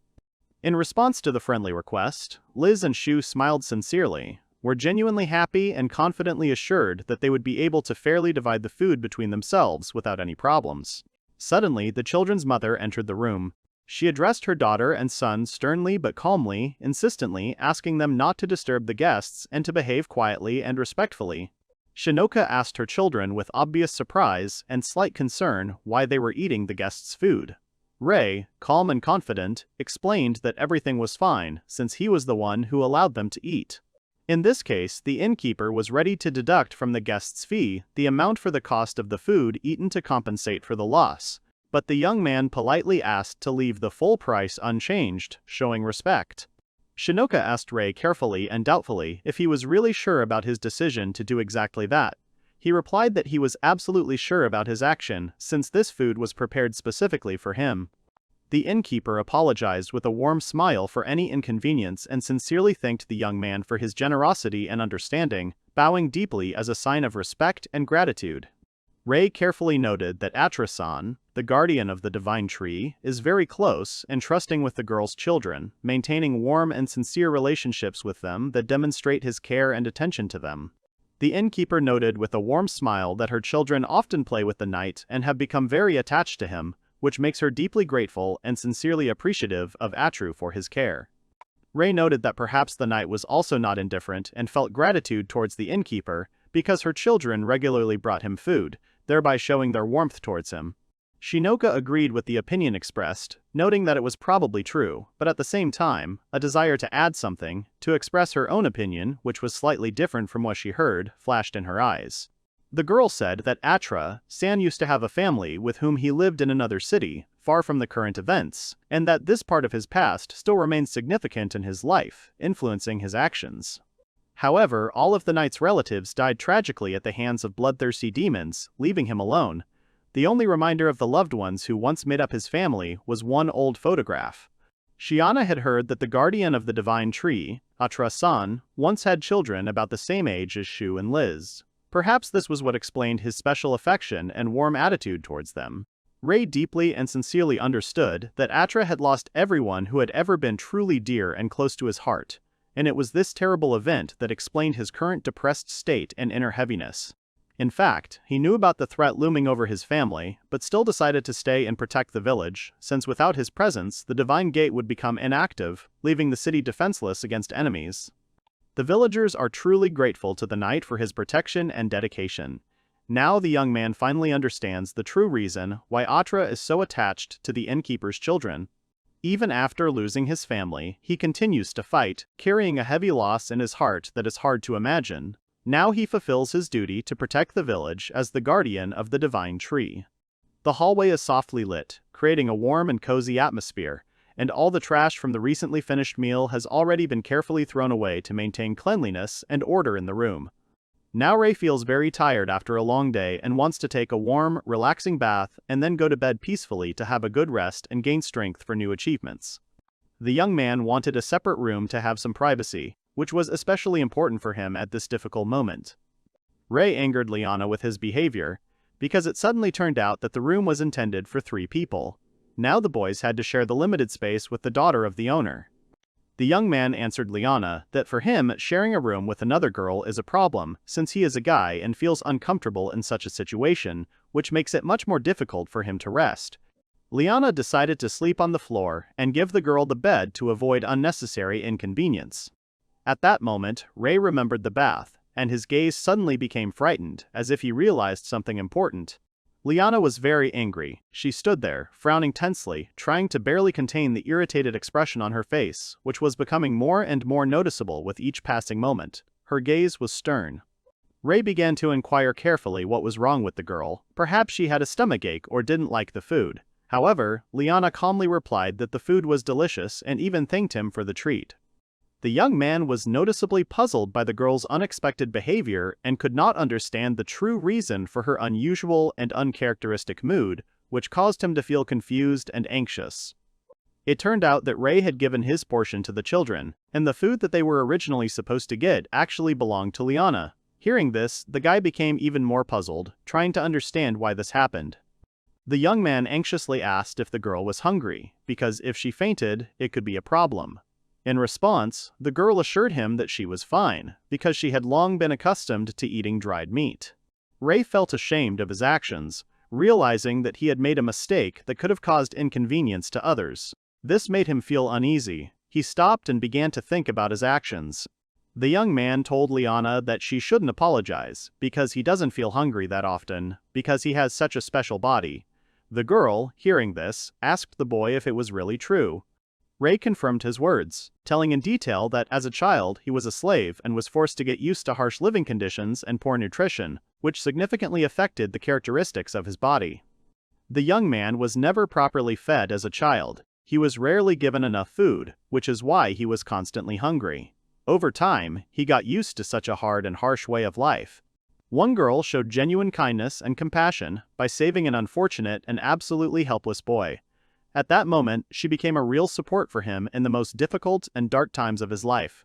She, too, was in slavery, experiencing her own hardships and difficulties. But despite this, she always willingly shared her food with Rei. With concern, she repeated that the boy must eat a lot in order to grow.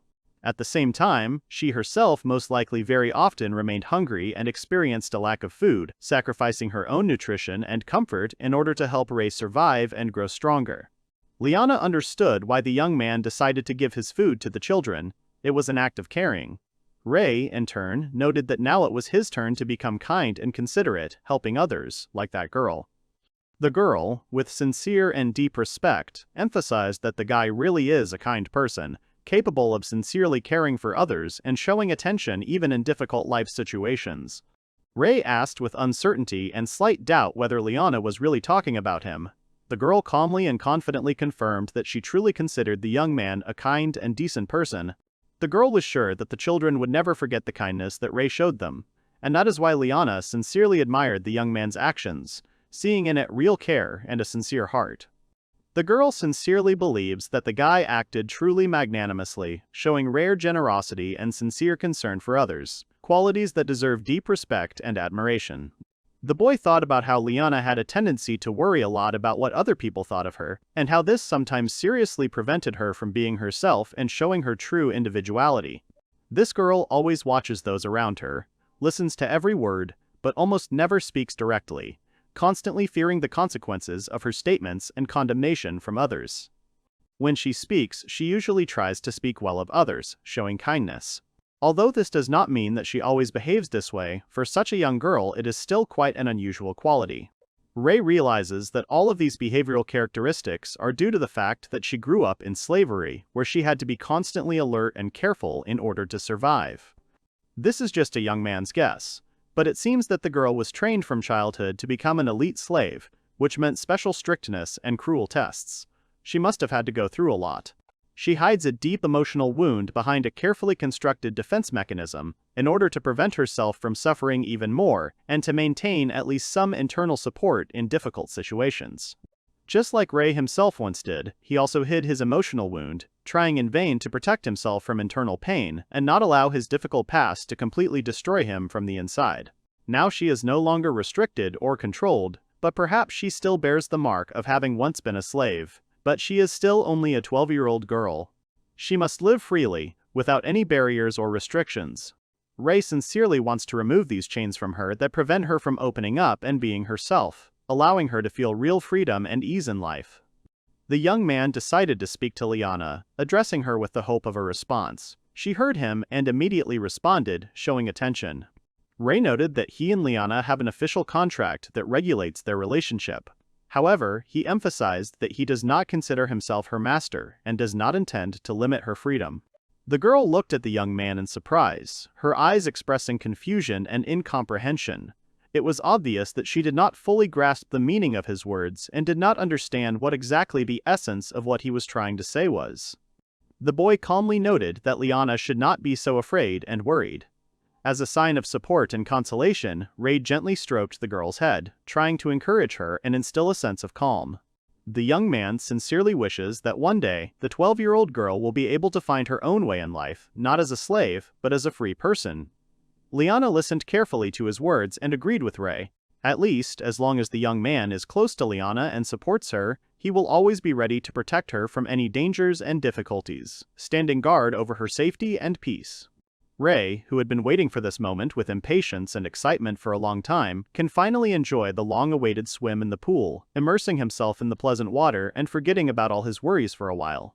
It would probably be full of people and have a lively atmosphere if it weren't for the recent disturbing story with werewolves, which has left all the residents very scared and worried. Suddenly, the young man noticed someone's leg peeking out from around the corner, and at that very moment someone unexpectedly apologized, breaking the silence. It turned out that Liana also decided to join in and went swimming. Ray asked the girl curiously why she decided to come at that particular moment. The young man carefully asked if Liana wanted to go into the pool first, but she decided to wait a little and go swimming a little later. The girl approached Ray, looked him in the eye and sincerely apologized for her previous behavior, realizing that she had caused him trouble and upset him with her actions. At first, Liana did not immediately understand what exactly was happening and what the essence of this whole difficult situation was, but after some thought, she decided to support the young man, show sympathy to him and help him swim. Ray calmly and confidently said that there was no need for this at all, since he did not consider himself a master for Liana and did not expect any additional efforts or special attention from her. The girl answered honestly that she was very anxious and worried because the young man was doing so many good and meaningful things for her, but she could not respond to him with the same sincere care and full support. Because of all this, Liana humbly and with genuine emotion asked Rei to allow her to do at least the little that was in her power to help him a little and express her gratitude. The young man deeply understood and felt the girl's sincere emotions, feeling all the warmth of her words and the sincerity of her intentions. Rei used to be like that too. He was afraid of being useless, and so he tried his best to do everything he could to be useful to others. It was important to him to dispel Liana's worries and help her feel more confident. The boy decided that it would be right and reasonable to accept the girl's help, which she sincerely and kindly offered him. Rei allowed Liana to help him and wash his back without objection. The girl was very happy about what happened, and a sincere, bright smile immediately shone on her face, reflecting the joy and relief that she felt. First, Liana asked Rei if he really confirmed his words and was ready to accept her help. He confidently answered that he did. Then the girl approached the guy and noted with a smile that she could always be relied on. Liana emphasized that in such a situation there is absolutely nothing to be ashamed of and there is no need to feel embarrassed, because it is all natural. In response to her words, Rei said that he himself is quite capable of washing off the dirt without help. The girl called the young man to her, and he first decided to take a towel with him. Liana asked Rei carefully and with care if he was experiencing any discomfort. He calmly assured her that he did not feel any pain. Hearing these words, the girl was sincerely happy. Liana was happy, smiling and feeling useful. However, Rei didn't like all this, because he thought that the girl was behaving too submissively, as if she were a slave, and this made him uneasy. Suddenly, the girl unexpectedly asked Rei-sama if he could really defeat the dangerous and insidious werewolves, because for her it seemed an incredibly difficult and almost impossible task. The young man replied that defeating the werewolves should be easier than dealing with the dreaded undead they had encountered yesterday. However, he added that it would be more difficult if they had to fight 3 opponents at once. Werewolves are fast demons. They surpass even the undead themselves in speed, even vegan. If one of them escapes, he will bring others, and this is really dangerous. Liana understands everything, but something else worries her. The girl anxiously recalled the incident of mysterious disappearances that had recently occurred in the village, causing her many concerns. Rei also remembered this event very well, realizing its seriousness. First of all, it is worth noting that werewolves live exclusively in the demonic world, which is located far beyond human territory, where their presence is practically not felt. Besides the dungeons in the demon world where the demons and the demon lord himself live, there are huge magical barriers surrounding them. They should not be able to enter our human world. Rei continued to patiently and thoroughly explain to Liana all the important details and nuances, trying to convey to her as clearly and completely as possible all the necessary information so that she could better understand the situation. The demons managed to sneak into the village undetected, bypassing or not passing through the carefully installed protective barriers that were supposed to prevent such an intrusion and ensure safety. Rei was very surprised and puzzled by the fact that demons were able to enter the village without passing through the protective barriers that were set up to stop such infiltration. Liana apologized to the boy with regret, realizing that the situation could have caused him unpleasant emotions. He replied that nothing terrible had happened, but deep inside he still felt a strong anxiety. There are 2 types of demons that exist in human territory. The first are those who were born in this world, and the second are those who came from the dungeons. Werewolves are demons who came here through the dungeons. Rei suddenly remembered that in their world there was an ancient dungeon that served as a hidden passage and connected the demonic world with the human world. Liana confirmed his words, assuring him that this was indeed the case. 3 years ago, an SS-ranked team found an entrance to a demonic world, from which they returned with evidence. People learned that the path existed, but the government did not reveal which dungeon the path was found in. So, such a dungeon really does exist. Rei realized that, most likely, it was that terrible horror of the undead that used this secret and hidden passage to freely enter the world of people.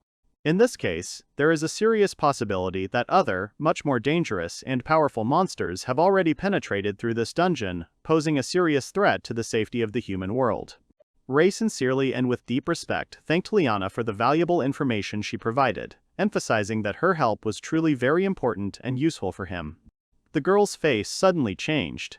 It became both surprised and mysterious, as if some important idea had arisen in her thoughts, or she had suddenly realized something significant. Liana really did want to help Rei wash himself completely and clean himself thoroughly to make this task much easier for him, but he refused, explaining that he could handle it on his own. A little later, a man of respectable age with a friendly expression on his face approached the travelers and politely apologized for his late visit, explaining that he did not want to disturb anyone. This unknown man soon introduced himself as the village chief named Oki Yus, commanding respect with his serious appearance. The headman sincerely and with deep respect apologized to the travelers for distracting them from their rest with his sudden appearance, explaining that his requests were truly important and could not wait. The boys calmed Oki down, telling him not to worry and offering to help him solve the problems that had arisen. They also asked if the village elder's visit was connected to the recent appearances of werewolves in the area. That's exactly how it was, because recently a small village has been constantly terrorized by dangerous werewolves, who continuously pose a serious threat to the lives and safety of its inhabitants, giving no one any peace. All the knights who were sent to protect the village died in battles with werewolves. Food supplies are rapidly running out, and the villagers live in constant need. Moreover, they cannot even escape. The fort and the Divine Gate have successfully held back the demons, keeping them from attacking the village. However, if the situation continues to deteriorate, the village will soon be doomed to destruction. The elder, with a serious look, insistently asked the travelers, when leaving the village, to be sure to tell someone about the difficult situation, and, if possible, to notify the knights of the capital so that they would come to the rescue. If the travelers really intend to leave the village, it is extremely important for them to remember to fulfill Oki Yose's request, and be sure to pass on the information they have about the current situation. The traveler replied that he was fully aware and understood all the concerns and requests of the elder, and would certainly take them into account when planning his further actions and decisions. The boys were still planning to go to the imperial capital, and Rei promised to personally tell the headman of Oka about the situation, and convey a request for help so that reinforcements could be sent from the capital and the residents could be saved. The headman thanked the boy with deep respect for the promise he had given, especially emphasizing that it was he, with his determination, who became the last hope of the entire village and all its inhabitants in a difficult situation. Suddenly, the man unexpectedly noted that, in addition to what had already been said, it was extremely necessary to do something else, very important and substantial in order to radically improve the current state of affairs and resolve the situation. The headman did not want to rush the boys and create a rush, trying to give them time to think about the situation and prepare, but recently he received an extremely urgent and important message that requires immediate attention. This message came from the keeper of the sacred tree, Atra, which immediately aroused Rei's genuine interest and concern, so he asked the headman again to clarify all the important details. The boys decided to check whether the notification they had received had really come from Atra-san, the revered keeper. The elder confirmed their assumptions, once again assuring them that the message had been sent to him. Atra said that if the boys were going to leave the village, it would be best to do so tonight. It seemed that the keeper did not sense the presence of werewolves, so leaving at night would be much safer. Some of the villagers disappeared without a trace at night, as if dissolving into the darkness, which caused the others to become increasingly anxious and develop an overwhelming fear of the unknown. Rei revealed that he had previously heard about the mysterious disappearance incidents from Atra-san and Shinoki-san himself, which further confirmed the seriousness and danger of the events taking place in the village. Shinoki responded to the situation with understanding, and the village chief noted that for some unknown reason, only men were disappearing, which caused additional concern among the villagers. A rhetorical question was raised, expressing bewilderment and alarm as to why it was men who were the victims of these mysterious disappearances, while other residents remained unharmed. The elder, whose voice trembled with excitement and deep concern, replied that he himself did not know the exact reason for these mysterious disappearances, and, unfortunately, could not explain why exactly this was happening. Rei is also a man, and therefore staying in the village can be especially dangerous for him, despite the fact that the main threat is still the werewolves, who threaten everyone without exception. Liana turned to Rei-sam with a question about what they could do in this difficult situation, but the young man himself was still not sure how exactly he could help and what to do first. 3 dangerous werewolves had appeared in the village, and along with the mysterious disappearances of people, this was causing serious concern. In addition, some strange hands were seen nearby, adding even more threats. Rei apologized to Liana, realizing that she was tired and that it was necessary to leave immediately. However, the girl easily agreed and replied that she would follow Rei-sam, ready to support him in this situation. At the same time, the innkeeper cast a strange, wary, and slightly tense glance at her children, as if instinctively sensing something was wrong or foreseeing an approaching threat. Liz, visibly upset and slightly worried, asked the boys hopefully if they were really going to leave now, trying to figure out if there was still a chance to stay and spend a little more time together. The mother very strictly and persistently reminded her children that they must remain inside the room and under no circumstances go outside in order to avoid possible danger and not be exposed to risks. Today the children were looking forward to the moment when they could finally play and chat with Ray and Liana with great excitement and genuine pleasure, happily anticipating the pleasant communication with them. Ray apologized to the little ones with sincere and deep regret that they would have to wait and that he might not be able to give them as much attention in the near future as he would like. The young man promised the kids that he would definitely come back again, and next time they would definitely be able to play together and have fun. The kids would also be looking forward to meeting Liana with great pleasure. The girl also warmly promised to definitely drop by to see the children a little later to spend time with them, support them, and help them cope with the difficulties during this difficult period. The innkeeper strictly warned the headman not to ask anything more from the travelers, and not to make any additional demands, fearing that unnecessary requests could scare away the guests. Ray decided to approach and ask Oki an important question on his own, without waiting for Oki to approach him first, thus showing initiative and a desire to sort out the situation as quickly as possible.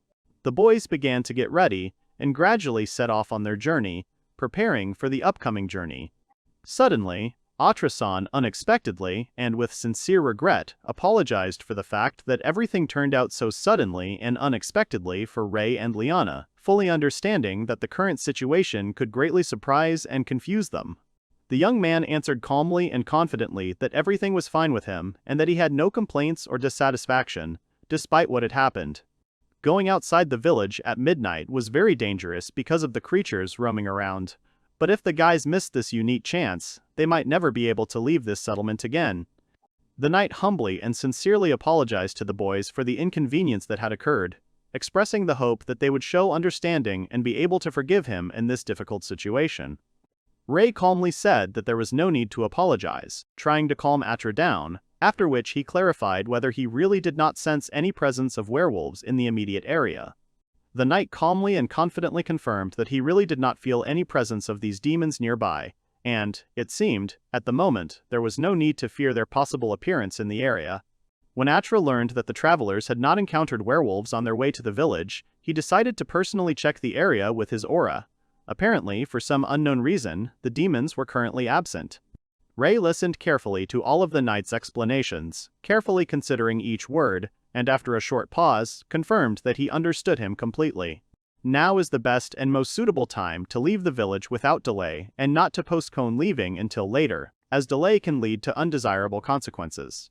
The guys sincerely thanked the knight, and Liana separately expressed her sincere gratitude for the warm hospitality and care that they felt throughout their stay. Atra modestly replied that he did not deserve gratitude, apologizing again for warning them at the very last moment and possibly causing a lot of inconvenience with the unexpectedness of the situation. If the boys leave now, they will need to leave werewolf territory in an hour. Even if the path remains dangerous, the knight hopes that Ray and Liana will reach the capital alive and unharmed. Atra reminded that it was extremely important to inform the knights in the capital about the current situation in the village as soon as possible.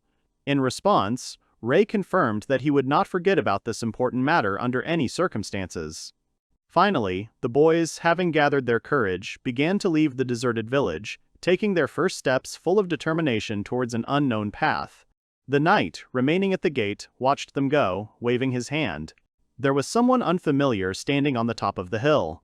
He stamped his foot on the ground, as if trying to attract attention. However, the boys were far enough away that they could not notice this stranger due to the distance. Werewolves suddenly emerged from the dark shadows, and now there were no obstacles or barriers in their path. Directly above their heads, a large moon shines brightly and ominously. The demons, with a satisfied and sinister expression on their faces, were ready to begin to torture and torment the peaceful inhabitants of the village with impatience and cruelty, experiencing joy and satisfaction from the upcoming suffering.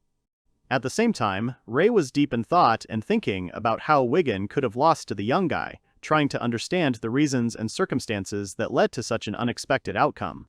The werewolves noticed the young man, but did not approach or disturb him, as they mistook him for an ordinary traveler.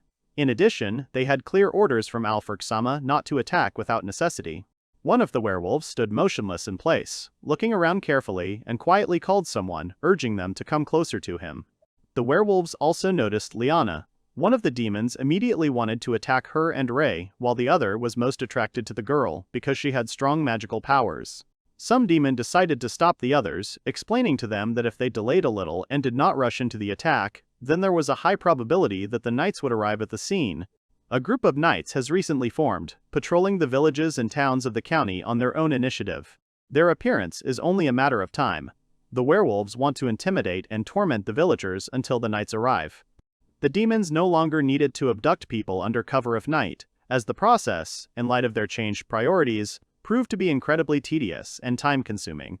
One of the werewolves was ready to torture even the most defenseless children without the slightest hesitation, feeling absolutely no pity, compassion, or regret for his cruel actions. Another demon longs to be satiated to the full and without leaving a trace, striving to eat his fill from the heart. The demons tortured the unfortunate inhabitants of the defenseless village with unimaginable cruelty and sophistication, cold-bloodedly sowing unbearable fear, unbearable pain and despair among peaceful people. The werewolves decided to throw themselves a loud and noisy party to celebrate their power over the territory. The villagers were in a state of deep and intense fear and shock, completely shaken and devastated, unable to recover from the horror, helplessness, and all-consuming fear they had experienced. Suddenly, one demon dared to touch someone who was truly very important to the villagers, which instantly caused them to feel deeply unsettled and a sense of impending danger that gripped each of them. It turned out that one of the werewolves decided to torture the guardian of the sacred tree, Sam, the symbol of protection and strength of the village. The residents, having learned about this, fell into the strongest fear and horror, fearing for the fate of the protector. The girls, overcome with panic, ran away from the demons as quickly as possible, trying their best to get away from them in all available ways, hiding in the darkness. One of the girls screamed loudly and desperately, trying to warn everyone around that they needed to run immediately and escape from the approaching werewolves, but one of the demons replied that it was too late. There is only one entrance and exit, Divine Gate. The werewolf stood right in front of the innkeeper, telling her with a threat in his voice that she has nowhere to run and no chance of salvation. According to one of the residents, now this is not the same village as it used to be, the place has hopelessly changed beyond recognition, having lost its former appearance, comfort, and long-awaited peace. The werewolf chuckled and said that this place had become a real trap, where people were locked in and had absolutely no way to leave or escape. The demons suddenly and swiftly attacked the innkeeper, catching her off guard at the most inopportune moment, and not giving her a single chance to defend herself or resist, leaving her completely helpless. There was a strong cage next to the werewolf and the people. The demon snatched the sword from the girl with a sharp and swift jerk, forcibly tearing the weapon from her tightly clenched hands and thereby depriving her of any opportunity to defend herself or somehow resist the attacker. The werewolf made it clear to the innkeeper, without a shadow of a doubt, that it would be impossible to kill him with an ordinary sword, no matter how sharp and skillfully forged it was. The demon viciously and greedily decided to eat the innocent children of Shinoki, anticipating his cruel meal, and the girl herself stood in complete shock and indescribable horror. She was unable to understand how to stop this evil. The innkeeper, overcome with panic and despair, urgently shouted to the children to gather as quickly as possible and managed to run away, find shelter and hide from the approaching mortal danger. Now the werewolf knows exactly where the children are, and this knowledge gives him confidence and determination in his intentions. At the same time, the demon, smiling evilly, decided to first eat the girl herself, and only then her children. Suddenly, someone attacked the werewolf, and the demon was in pain. He was completely immobilized. It turned out that it was Rei who came, who managed to save the children in time along with the owner of the hotel and stood up for them. The young man sincerely apologized to Shinoka-san for being late, but she was not angry with him because Rei managed to save her life at the most necessary moment. However, from her gaze it was noticeable that the werewolf was still nearby. Rei noted that ill-mannered and badly behaved dogs must be taught a lesson so that they no longer create problems and do not cause discomfort to people around them. A fierce and intense fight suddenly broke out between the young man and the ferocious werewolf, during which Rei clearly and decisively emphasized that he was not to be trifled with, and that it was better not to test his patience. The fight was truly dangerous and intense. Every move could lead to serious consequences. At some point, the demon unexpectedly dodged the blow, which seemed very strange to the boy. The werewolf tried to cheat in battle, using an unexpected and cunning move to gain an advantage over his opponent, but as a result of such cunning, he paid with his wounded arm. Once again, a fierce and intense battle began between the young man and the demon, in which each of them was ready to fight to the last of their strength, showing incredible fortitude, determination, and courage for the sake of their goal. Ray calculated his strike very clearly and precisely, carefully thinking through each of its elements, which allowed him to successfully knock the werewolf to the ground and gain the upper hand in this tense and difficult fight. The young man stands among the ruins of a destroyed hotel, surrounded by debris. His gaze becomes thoughtful and a little sad, as if he is trying to comprehend the full depth and gravity of the events that have taken place. Ray carefully examines the environment in which he fought with the demon. The table was broken, and the glass around was broken. Traces of a violent struggle were visible everywhere. Suddenly, the werewolf, overcome by shock, began to run, unable to understand who this boy was. The youth did not look like a holy knight at all. He did not use any divine power in the fights. The demon couldn't figure out who this mysterious unknown boy was, because the speed of his blow was simply inhuman. The werewolf didn't even have time to figure anything out before he was defeated. Ray thought to himself that the demon would kill him without a doubt, or the slightest hesitation if he decided to continue the fight, because the enemy was too strong, relentless, and experienced. The demon needed to run as fast as possible, otherwise he risked dying right here. He understood that he urgently needed to report to the captain at the gate about the mysterious boy who had shown incredible strength. The werewolf barely made it to his boss, exhausted and wounded, breathing with difficulty and trying with all his might to convey very important and urgent news that could radically affect the course of further events. The demon found it difficult to speak. Pain and fatigue affected every word he spoke, making the conversation choppy and difficult. The captain suddenly heard a strange and incomprehensible sound, which immediately attracted his attention. The main werewolf was very surprised by this event and looked around with caution. Suddenly, an unfamiliar image appeared before the captain, as if it had come out of nowhere, causing him to freeze in surprise and tense anticipation of further events. The captain couldn't understand what exactly was going on. Ray held the exhausted werewolf tightly in his arms. The main demon couldn't believe that this was possible. It contradicted his ideas. The werewolf was sure that everything should have gone differently, and he blamed the guy who, in his opinion, set them up. Ray knew he couldn't let the lead werewolf escape, or their whole endeavor would be ruined. So he had to turn his attention to the demon, attack him, and see it through to the end at any cost.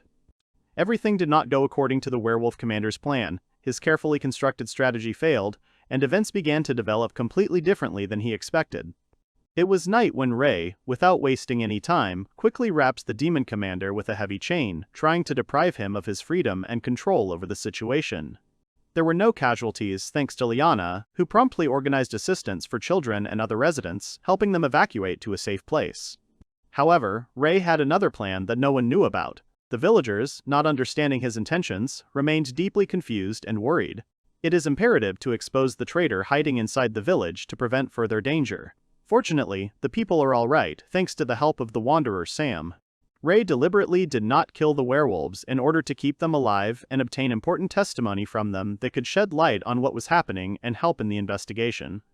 Ray was asked why he decided not to kill the demons.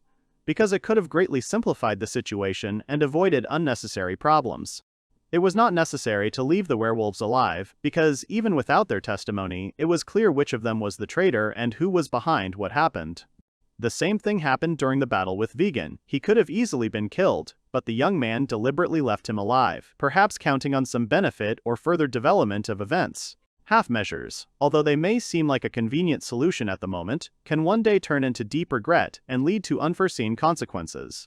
After all, the shadow again. Someone suddenly called the wanderer Sam. The village chief came out.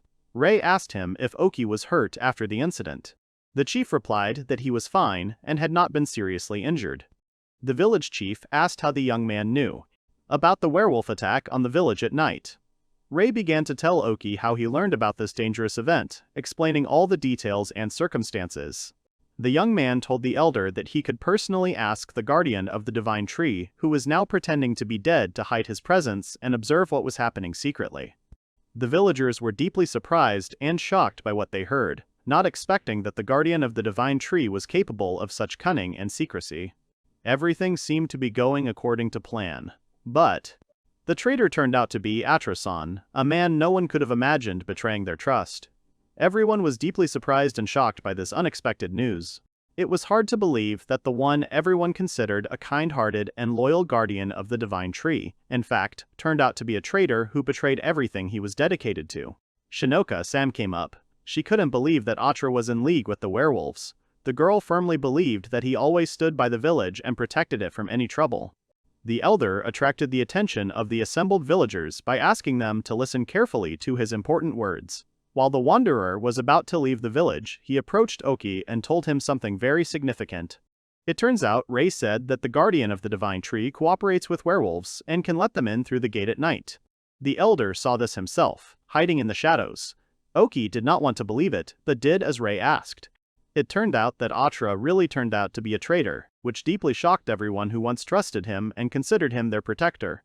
The guardian called out to Rei with obvious anger in his voice, his tone harsh and demanding, leaving no room for doubt.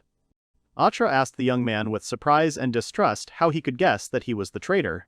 Rei calmly and confidently answered the keeper that he had a very sensitive sense of smell. Atra had a distinctive werewolf scent that was hard to miss. A pack of werewolves are far from weak opponents, and it is hard to believe that such a guardian could deal with demons alone. It was thanks to this observation that the young man was able to understand that the knight was in league with the werewolves. Otherwise, this whole situation and strange behavior simply would not have made any sense. There was a faint scent of werewolves in the village. It was clear that they were the ones behind the disappearances, and to pass through the divine gates, the help of a guardian was needed, so Atra was undoubtedly a traitor. In addition, Atra lied several times. When he saw off travelers, he assured them that he had inspected the surroundings with the help of divine power, but only a great saint from the imperial capital could do such a thing. The guardian mocked Rei and began to accuse him. After that, the situation became much more complicated and confusing. Atra, overcome with despair and determination, made a cruel decision to simply kill everyone personally, so as not to leave anyone a chance to resist. Rei asked the keeper why he cooperated with werewolves. Atra answered briefly and confidently that it was an obvious and understandable choice for him, implying some hidden reason. The young man was able to guess that the knight had entered into a conspiracy with the demons solely for the sake of his own survival, putting personal interests above everything else. Atra believes that werewolves are indeed very powerful, and that is why even holy knights have died fighting them more than once. Their power and cruelty inspire respect and fear. That is why the keeper decided to make a deal with the demons. Rei immediately noticed from his eyes that Atra was already lying, and his words did not inspire confidence. Perplexed, the young man asked the keeper more about the deal itself, trying to understand the true motives and details of this agreement.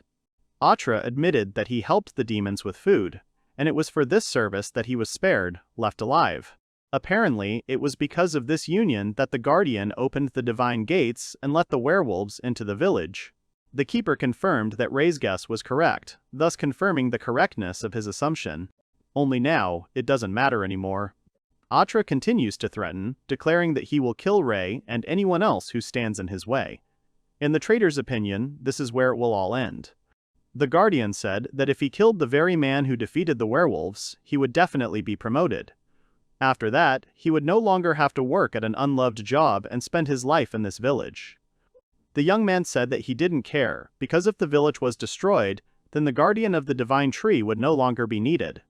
In that case, his role and duties would lose all meaning. Rei asked Atra why he decided to become a holy knight, and what exactly prompted him to make such a choice in life. In response, the traitor asked again to clarify what exactly the young man was talking about. To become a holy knight, one must accept the divine power. If it does not take root, there is a risk of death. After going through this dangerous test, one can become a holy knight. The young man asked Atra if he was right. The traitor confirmed that what was said was indeed true.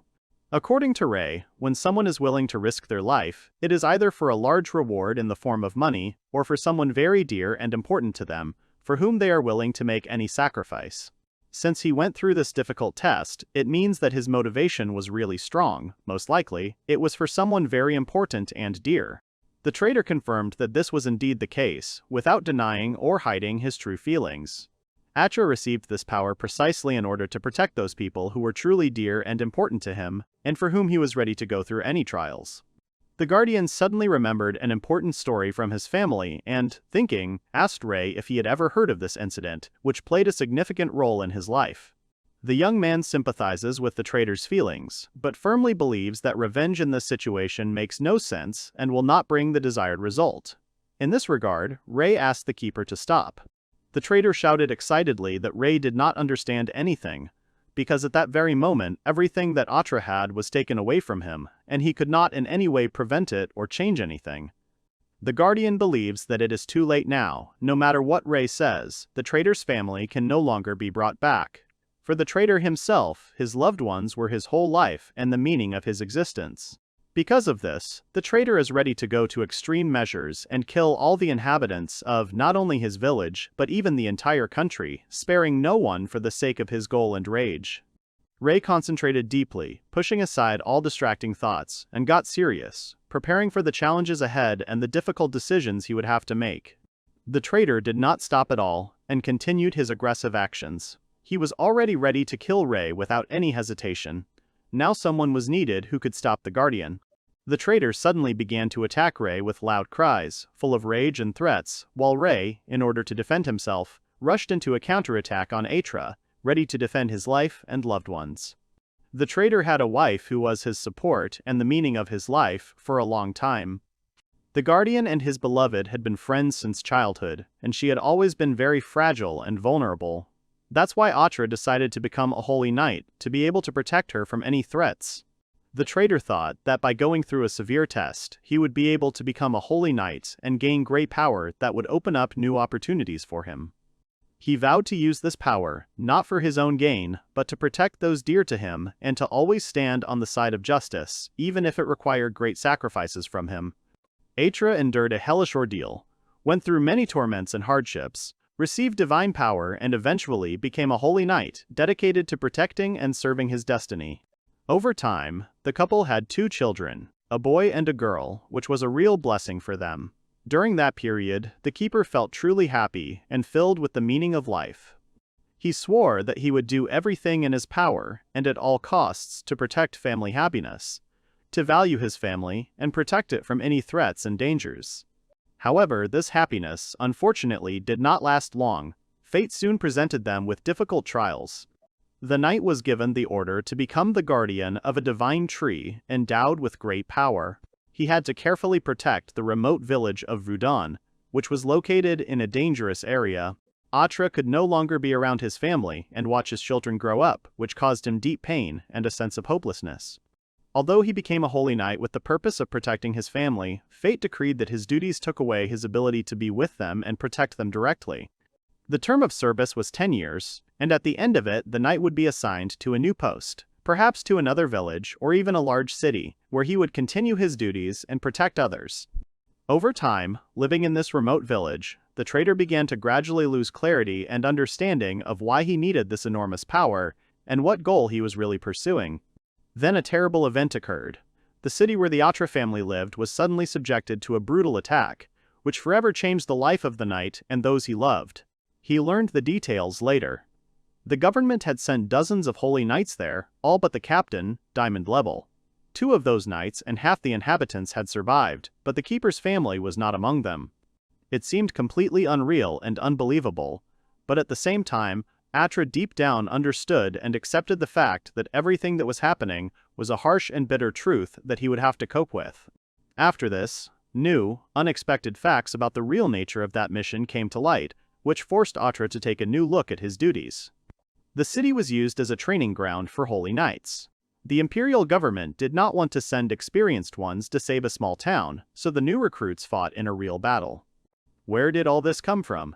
Of the 4 holy knights sent on a dangerous mission to exterminate werewolves, only 2 survived the ordeal. They told the keeper everything, not suspecting that he lived in that very city.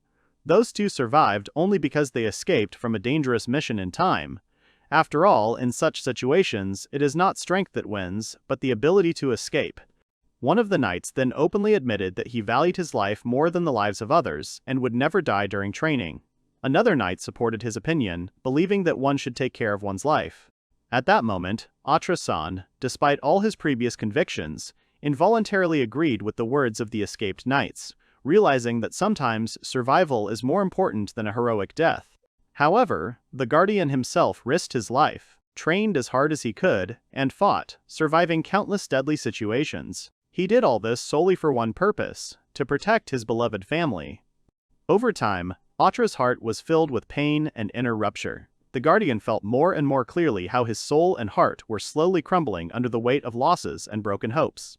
On the very day the extermination mission was assigned, he deliberately allowed 2 of the knights to die at the hands of ferocious werewolves. And the other 2 knights who survived in the city, Sux, Ansruparde, Tg 18 Forge Jax, even the werewolf himself could not understand why and how the keeper decided to kill the knights, and asked whether those killed were really Atra's friends. In response, the traitor stated that those people were not his friends. They weren't his friends, they were his enemies after what happened. A familiar of one of the 4 deadly demons appeared, and Alfric is the leader of all werewolves. With the help of the familiar, the main demon contacted Atra. Alfric liked the Keeper's desire to sow chaos in this world, because his goals completely coincided with the interests of the werewolves. At that moment, the leader of the werewolves offered HER to destroy the Bent Empire together. So the Keeper teamed up with Alfric and immediately set about implementing a plan to destroy the village. When no one was looking, Atra-san secretly let the werewolves into the village, and they silently kidnapped people, sowing fear and horror among the inhabitants, who did not even suspect such betrayal. If you gradually reduce the number of residents, taking them one by one, then over time, the village will be completely empty and disappear from the face of the earth. Ray listened attentively to everything and, out of surprise and amazement, barely uttered a word, trying to comprehend the important information he had received. It was a carefully thought-out plan to free himself from the curse of the Divine Tree's guardian. However, every time the werewolves took away another victim, the feeling of guilt and deep regret in the Guardian's heart only grew stronger. His soul was engulfed in inner chaos, but despite this, he could not stop. The voice and words of the demon Alfric constantly sounded in Atra's head. The Guardian could no longer stop himself, his mind was clouded, and he completely lost control of himself. He no longer understood what exactly he was doing and why he was continuing his actions at all. Should this all be ended once and for all? Atra feels that she can no longer tolerate this situation and wants to finally end it all to find peace and clarity. After Atra kills all the inhabitants and finally gains his long-awaited freedom, he begins to be tormented by one important question: what will actually remain of himself after all this destruction and victims? The Keeper needs to be told something. He is confused and does not understand what he has been fighting for all this time. Atra asks him for an answer, hoping to find the meaning of what is happening. However, the Keeper quickly changed his mind about deviating from his plan, realizing that his family could no longer be brought back, and any doubts now seemed pointless to him. Now a serious confrontation begins between Ray and Atra, which will become a decisive stage in their relationship and a test for each of them. Liana asked to wait a little, explaining that it was still dangerous outside and that safety could not be risked now. Next to Liana stood the children, Shukun and Liz Chan, who were carefully watching what was happening. The girl led the people out of the village to protect them from danger. They have been standing at a safer distance for a long time. At the same time, Ray and Atra are engaged in a fierce and deadly battle where each of them fights to the last. Ray tried his best to concentrate in order to find the weak points and defeat the heated Guardian, who was becoming more and more uncontrollable and dangerous with each passing minute. Atra watched his opponent's movements carefully, preparing to deliver a powerful and accurate kick. The Guardian suddenly attacked and knocked the young man off his feet, depriving him of his balance and the ability to quickly respond to the blow. However, this is far from the end. Ray still has the strength and determination to win this difficult fight. Despite their fatigue, the boys continued the battle, not letting up on the tension and trying to gain the upper hand over the enemy. It was a fluctuation of magical energy and fighting skills honed to perfection without a single weakness. Atra surpassed in strength and skill anyone Ray had ever known. The young man was struck by a monster. Atra holds the prestigious rank of Diamond, Holy Knight, demonstrating his superior fighting ability and exceptional status among warriors. Although he is technically listed as a Diamond Holy Knight, his combat ability is closer to that of a Ruby Knight, and when evaluating Atra's strength, it can be considered Class A or higher. he possesses powerful divine power. The power of divine energy is directly related to the feelings and obsession of a person. In Atra, this energy most likely comes from a deep and sincere love for his family. What should be done to calm the guardian? The traitor wondered why Rei was hesitating. Atra, overcome with despair and pain, began to beg the young man to simply kill him so that everything would finally end and he could get rid of his suffering. Suddenly, several people appeared nearby, and among them stood out a girl with a tear-stained face who could not hold back her tears. The guardian quietly and carefully pointed the sword to the side, as if preparing for an unexpected movement. The traitor was concentrating on reciting some mysterious spell, his voice sounding quiet but confident, as if he was calling upon powerful forces. Atra made a decisive decision to burn everything to the ground, leaving not a single trace. The guardian changed before our eyes. His appearance became even more terrible and dark, as if the darkness itself had become embodied in him. Everything around was suddenly engulfed in a bright flame that spread rapidly, consuming everything in its path. Atra, filled with anger and frustration, decided to burn all the villagers, believing that Rei was not taking him seriously. The flames, as if fueled by an invisible force, flare up even brighter, casting ominous shadows and illuminating the surroundings with their terrifying light. Seeing the bright flame, Liana instantly ran closer to Rei, her heart beating faster in surprise, and her face reflected deep surprise and anxiety. The guardian stood firm against Liana's most powerful attack. Despite all her strength and fury, he remained unharmed, without even receiving a scratch. A powerful concentration of magic gradually began to build around, filling the air with energy and foreshadowing something grand. Liana focused and with determination cast a powerful spell called Liberation, hoping to turn the tide of the battle. Atra bitterly stated that Rei had had the perfect chance to kill him then, but for some reason he had not taken that moment. The young man could not understand why the guardian so desperately wanted to just kill him. With such a powerful force, why would he even take such a long and roundabout route, teaming up with werewolves and using their help? If he wanted to destroy the village, he could easily do it himself.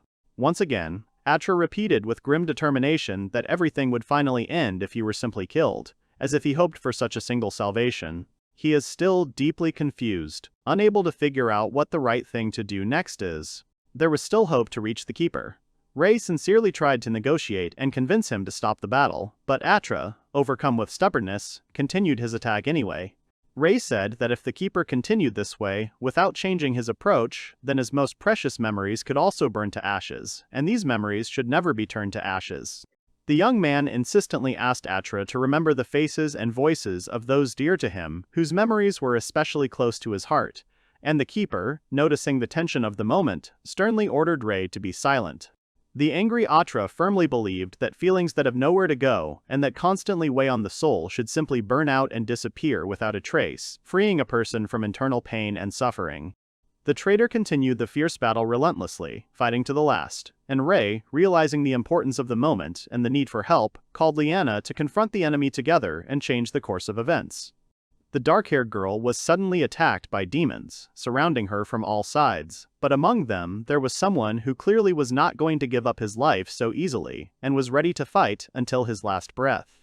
The innkeeper is deeply concerned about her children, feeling anxious and confused as she cannot understand at all what exactly is happening around her, and why events are developing in this way. Rei was shocked that the werewolf was able to restore his arms and legs. At the same time, the demon's body acquired new forms. Werewolves usually do not have such a powerful force that can cause such changes. Things are going badly. Apparently, the werewolf is planning to flee the village. Rei moved away from the divine gate, while continuing to fight Atra. If things continue at this rate, the boy will not have time to return, and the werewolf will escape from the village. However, not all is lost. Rei turned to HR with a serious expression on his face, telling him that although the keeper had indeed lost everything, and it seemed that there was no hope left, nevertheless, someone who was dear to the traitor could still remain alive. The emotions that were given to the children are also a lie. It seems that the young man managed to touch the most sincere and secret feelings of the keeper, causing deep thoughts and doubts in him. Suddenly, Atra unexpectedly remembered the words of a person dear to him, which had long sounded in his memory, and now again acquired special meaning at this decisive moment.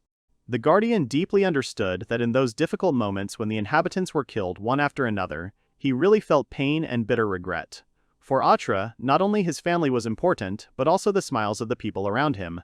The Guardian, realizing the impending threat, firmly wanted and made the final decision to protect Shu and Liz from the werewolves, ready to stand in their way at any cost. The werewolf was overcome with bewilderment and confusion due to the fact that Atra was aiming at the wrong place. It seemed that the Guardian had activated the Divine Gate with his spear, and it was this action that caused a serious problem for the werewolf, who was planning to kidnap the children and take them to the unknown at that moment. Suddenly, the gates unexpectedly sparkled with a bright and clear light, illuminating the surrounding space. The demon remained completely bewildered, while Atra quickly pounced on the werewolf. In a fierce battle, the keeper defeated the werewolf, demonstrating all his strength and agility. Atra exhaled deeply, feeling tired after a long fight. The children, feeling his care and protection, hugged the Guardian warmly and tightly, expressing their gratitude. The children sincerely thanked the traitor for saving them. Liz was overcome with great fear, and could not come to her senses. Atra, in turn, believed that he had done nothing special to deserve their gratitude. Ray admitted that putting the children in danger was a mistake on his part. He noted that if the gate had not been activated, the young man would not have had time to save Shu and Liz. It was Atra's sincere feelings that saved the children. The Guardian kindly extended his hand to Ray as a sign of support and understanding. It seemed that at that moment, Atra finally found the answer to his tormenting question, which had been bothering him for a long time. The Guardian of the Divine Gate slowly closed his eyes and concentrated deeply, imagining in his mind the image of his family, those for whom he was ready to do everything. Nearby, he clearly saw smiling happy children, the innkeeper and other rescued villagers who could now live peacefully without fear and danger. Atra firmly confirmed that he had finally found the answer to his long-standing and tormenting question. The boys shook hands with each other with sincere smiles, showing mutual respect and friendship. At the same time, Ray accepted his defeat calmly and with dignity.